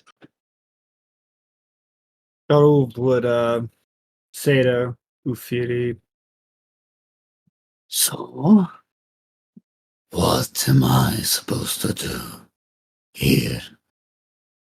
I'm confused. That is Clom here. He should be. I expected him to be covered in blood, having destroyed the interlopers, but they are in conversation. I cannot hear about what.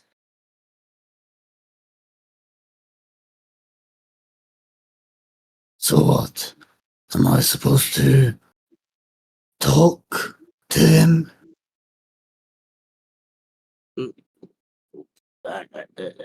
Yes?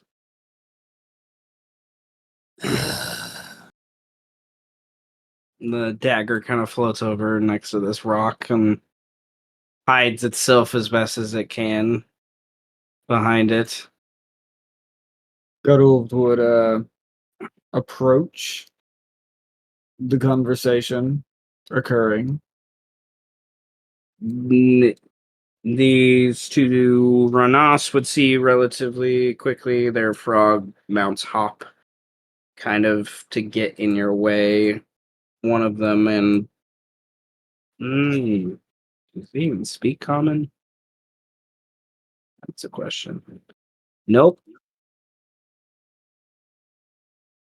In a language you don't understand, obviously with the gesture of his spear is telling you to stop. Garulvd would keep moving past them, pretty much ignoring them. And I kind of I'll even nah. You just Alright, I would like an insight check as you do. yeah, let's go. That's the 13. Okay. We'll say you push past to like there, and then I would like you to roll initiative.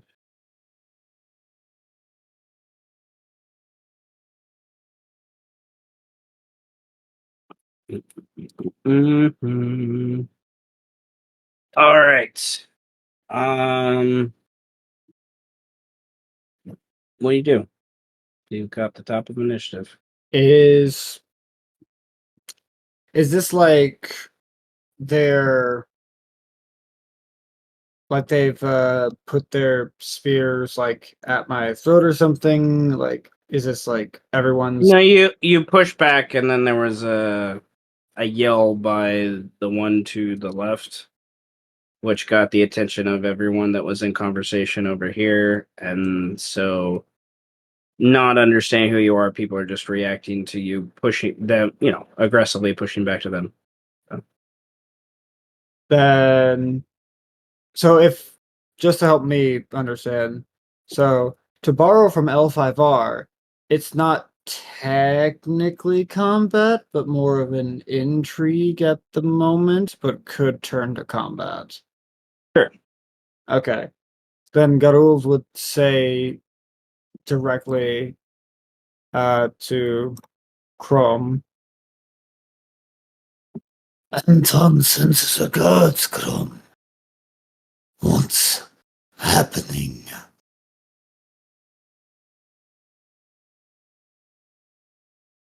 Would like a perception check based upon hearing. Okay, I don't get advantage on that. Okay.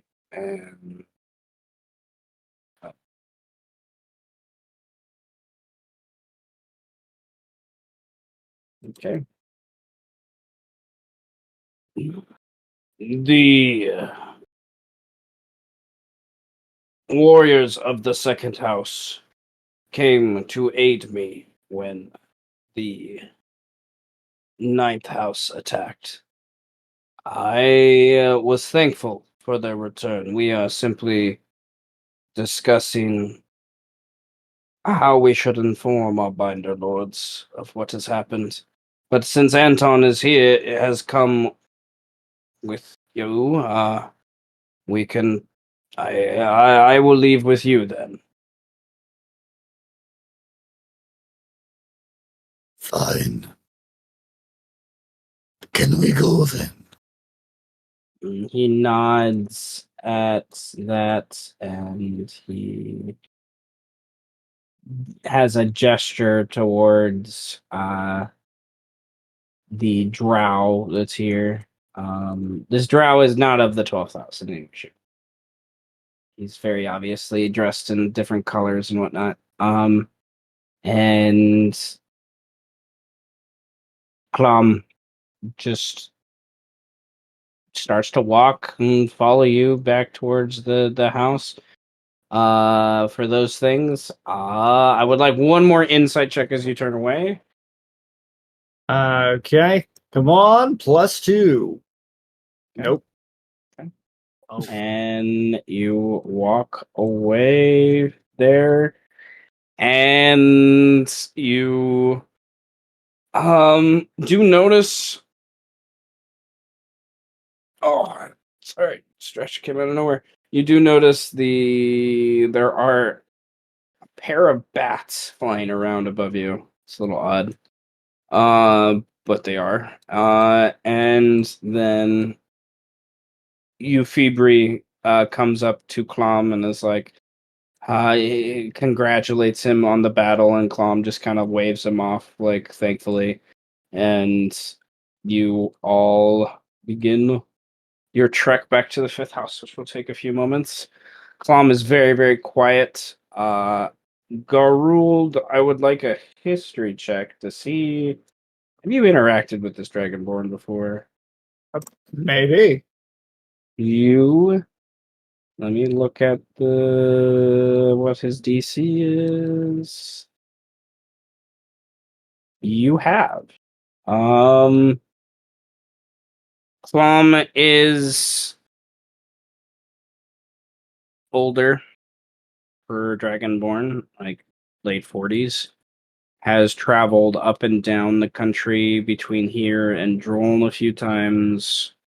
Spent some time in his early life learning from the catalysts from the Eastern lands, and then helps Anton with much of his alchemy work. He is spent a lot of time with the dwarves in the north as well. So he's one of the few people that Anton goes to help translations when that comes in and whatnot.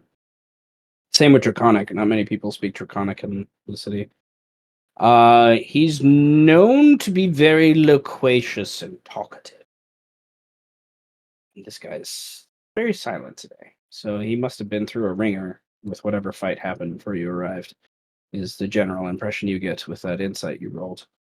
But you make your way back. You can have conversation with him if you would like. Otherwise, it's just a quiet dwarf and a quiet dragonborn making their way back to the tower. The thing is, even with that knowledge, Garulvd just doesn't give a fuck. He was told, find Clom, see what's happening, and deal with the binding. Clom said things are dealt with. He's coming back. Garulvd doesn't give a fuck. Job done. So, no conversation needed. If no one's gonna say shit to him, he's not saying shit to them. I need to open the sheet. Okay. That's what I thought. All right. Then yeah, you guys make your way slowly back, and in interest of time and other things, the last kind of thing I want to describe before we start to wrap things up is you make your way to the tower for Anton. Euphebri dashes ahead, and Clom says he will go talk to Anton alone. And if basically asking you if that's okay, or do you need to talk to Anton before him, kind of thing. I take my payment immediately after I finish my job. Well, good. Then you should go in first. Then You're coming in too. Yes. Of it. Oh yes, yeah. I'm just saying your business should be handled first before mine. Is all. Yes. He follows you in. You are going to face him when I'm there. Got it? Oh yes, I assumed as much. Gestures for you to kind of lead the way into the room, and he'll follow.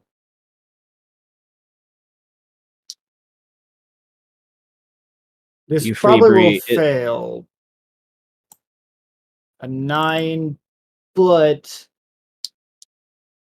like, why are you okay, you're saying you want to talk alone. I'm saying no, you need to be there. Am I getting any weird vibes right now? Nothing weirder than the idea that he obviously knows something you don't know that he and Anton have talked about before. Which could be 1,000 different things. Like, it's obvious he doesn't want you to hear whatever that information is.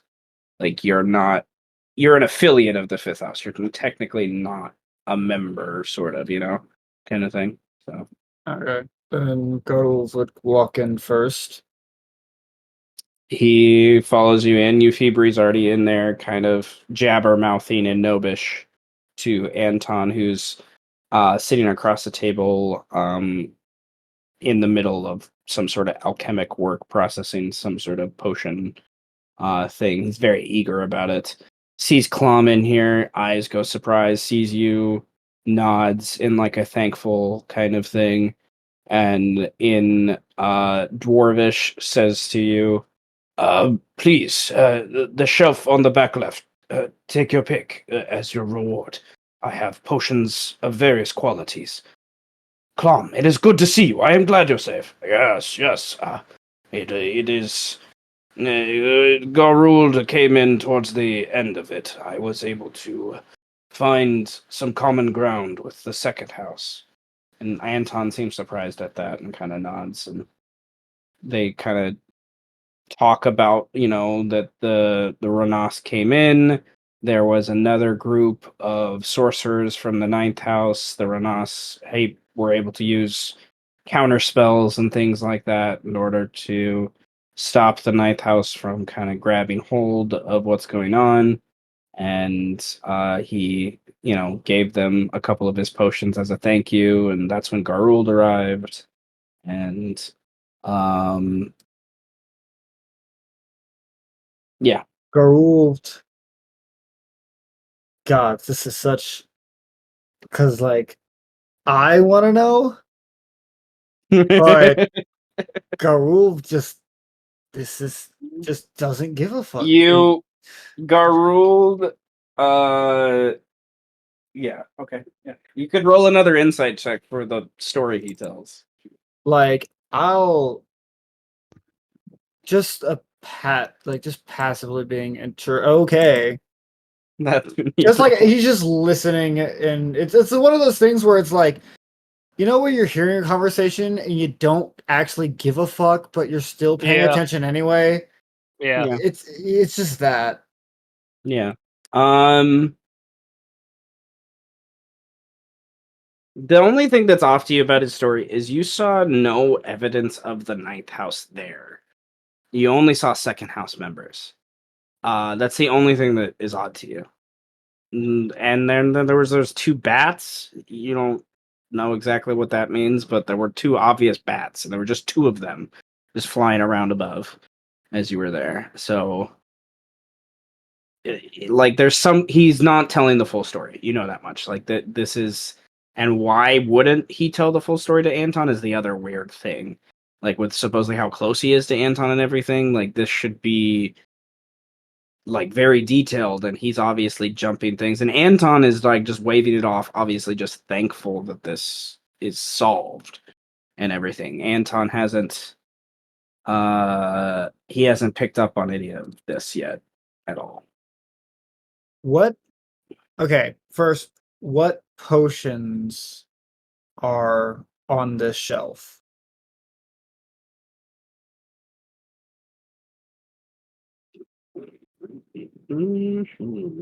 Things I was sort of not prepared for. Give me 1 second. Potion.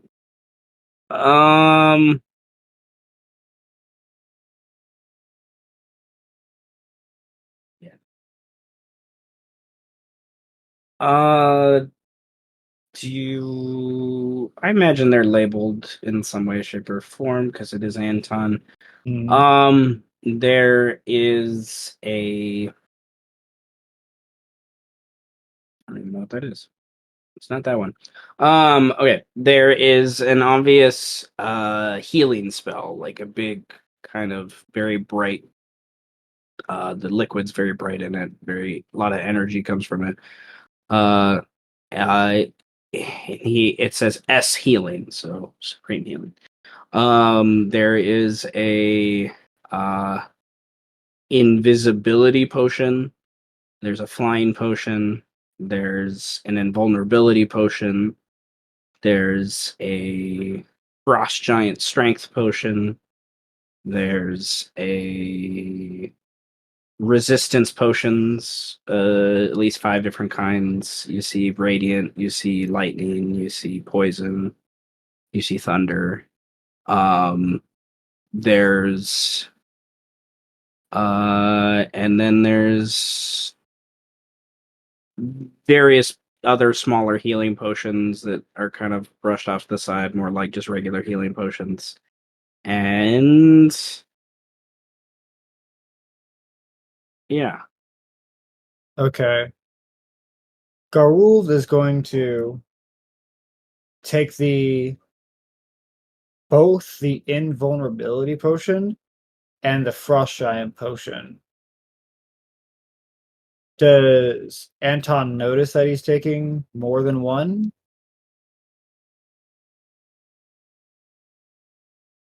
Perception check. And he's not being stealthy about this either. This is out in the open. If he sees, he doesn't seem to care. Okay. You generally get the impression from what you see around in this room and just what you know of Anton's history, this is a drop in the bucket to him. He has access to a lot of resources. Cool. Shit, I need to look at.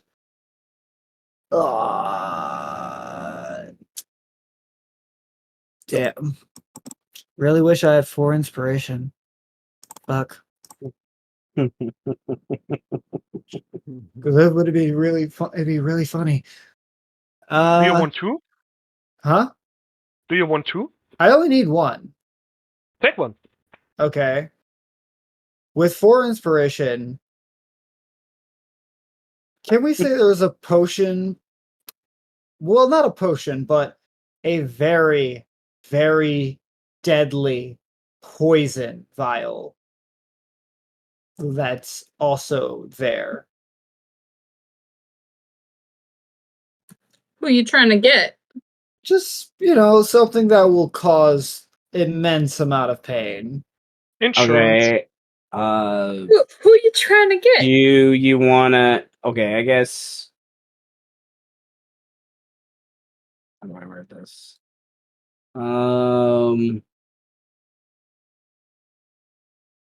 Something that's ingested. Like, if I that... break this over someone's skull, it will hurt them. Like, skin contact is bad enough. So, like acid. There are different types of poisons out there that can behave like acid, yes. Acidic poison. A bit of necrosis, Oh, no biggie. Here, I'm clicking some things. Let me. The thing that sticks out to you for that, there are 2 things. We'll say it's this one. You grab something that's called carrion crawler mucus. Oh my god. I think that's bad. Yes. So, Garulvd's going to grab this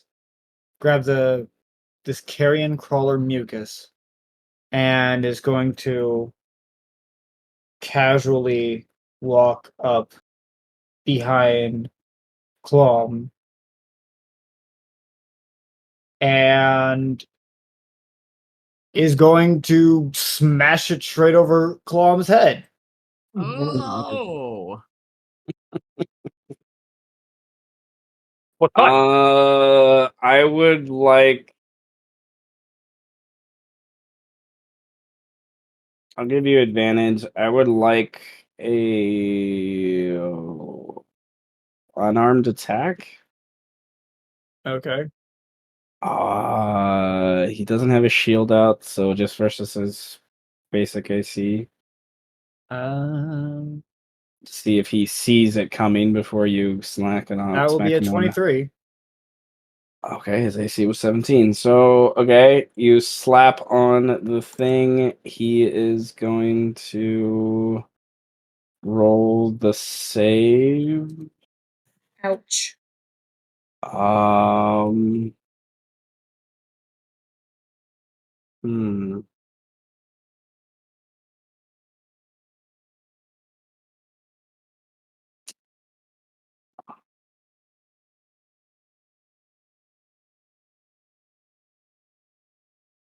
Interesting.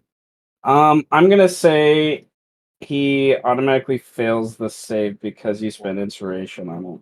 Okay. And the body, what carrion crawler mucus does is if they fail to save, they're poisoned, but when they're poisoned, they become paralyzed.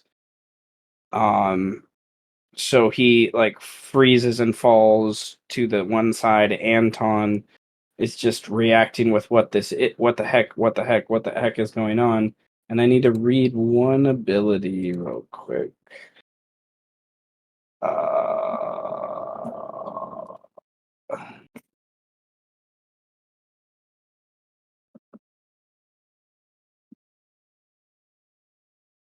Only curveballs are thrown here. Only Yes, curveballs are thrown.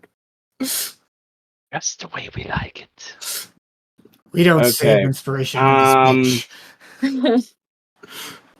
Anton comes forward and is like, what he's gonna look over body and he is asks you what the fuck you're doing, like what's wrong, why did you do that, like kind of thing. Garulvd. Not even like he's kind of doing that thing where someone in a movie would start pacing back and forth after doing something like this, something that's like fucking out of nowhere when the story beats aren't connecting the dots. Nah, something's wrong, something's off. He says, You know, I don't like getting involved without making a deal first, but something just sticks in me arse hearing that story. I didn't see anything pertaining to the ninth house when I was at the bind. And the situation was far less bloody than I would particularly like. I didn't think about it at first, because I didn't give a rat's shite about it. Not this. No. It smelled too much of shite.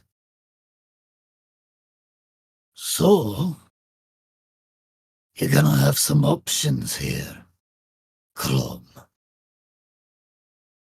You're gonna explain yourself fully. No hidden details.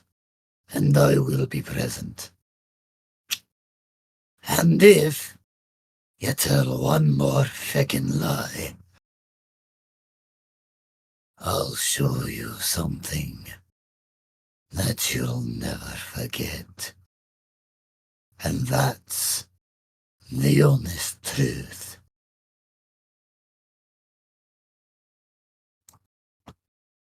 And Anton, I hope you're ready to pay the price for my services again.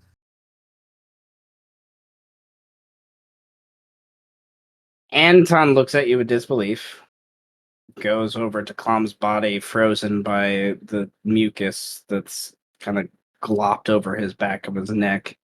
He's just sitting there kind of seizing a little bit, and Anton still looks at you disbelief, and then with his hand closest to Clom, he opens Clom's eyes forcefully and kind of really looks in them and grabs him by the back of the head with his other hand and opens his mouth and then looks at the eyes again, and he blinks with disbelief. The senses of a fucking werewolf. Fucking God. He's not... I don't know what exactly it is, but there is some magic over him. You can see it. There's this rune. Look. He opens his eye real wide, and you look in the reflection of this eye, and there's like a pink kind of reflecting rune in the back of his eye. That you only could see if you like did that kind of thing. And he's just like, some magic has taken over him. And I'm willing to bet it was the ninth house, wasn't it, Crom? Willing to bet indeed. Second house.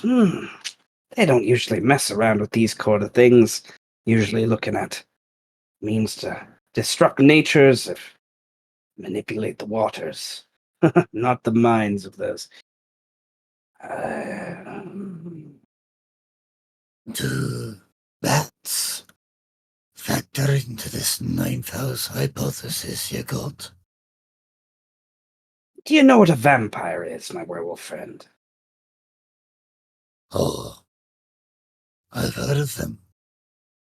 And I've dealt with one. Well, then, the ninth house has rumored for a few decades now to work with these darklings, these vampires from the lands to the east, their blood tainting humanoid blood all across the lands. They think I can arrow for making it worse on us all. You're not religious. I'm forced to be after so many centuries. I think... I think we need to move. That's what I think we need to do. I'll make the arrangements. What do you want as your payment, sir?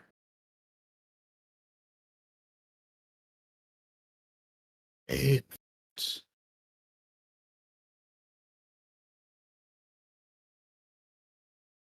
Give me a moment. Wasn't expecting this. Neither was I. You can still get the impression he doesn't believe you. He believes the facts that are in front of his face. He does not want to believe you. It's obvious with his Arcana investigation he just did that he found this to be true. So he's kind of torn right now. Like, he doesn't want to pay you more money, but he knows he has to because you just literally might have saved his life. Yeah.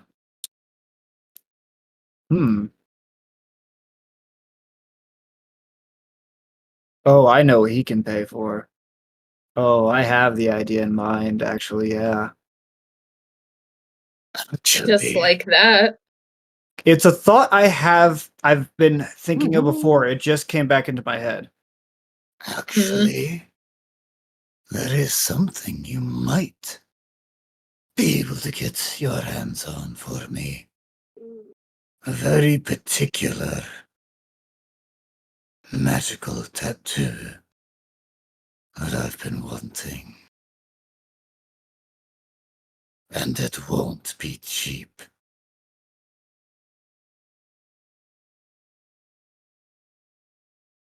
Well, I've never worked with a dwarf who ever was anything other than expensive, so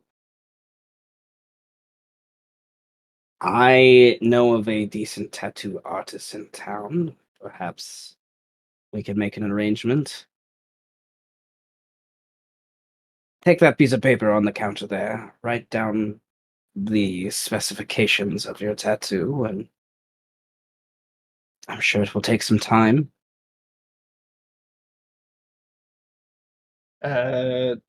Garulvd does just that. Okay, for DM knowledge, what tattoo are we looking at? It's the tattoo of the Pit Fiend. Oh, is that one of the custom ones? Yeah, in your tattoo book. Okay, I'll have to look at it again. Of the Pit Fiend. Cloud and Rose being brought in this in some way, shape, or form. That's what's happening there. Okay. With that, Anton is going to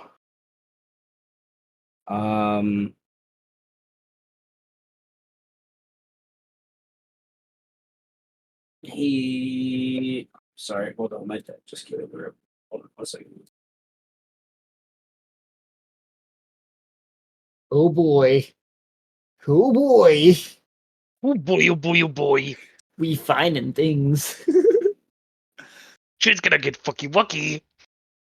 I'm seriously just like trying to think, okay, what character motivation could I play upon that'll get Garulvd to actually interact with this scene? Because right now he just doesn't give a fuck. Oh wait, he could get something out of this. Okay. Yeah. Shit ain't adding up. Anton is blowing shit off. Okay. Okay, free stuff. Okay, we can work with this. Hold someone's life in the balance and extort them for payment. Just another Tuesday. Just Hey. another Tuesday. Okay, sorry. Anton will basically goes to a side wall and opens up this kind of secret door and then he casts.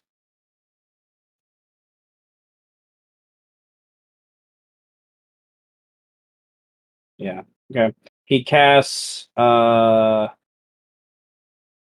vortex warp on Clom's body and teleports him into that door and then closes the door behind him. So he's like locked away.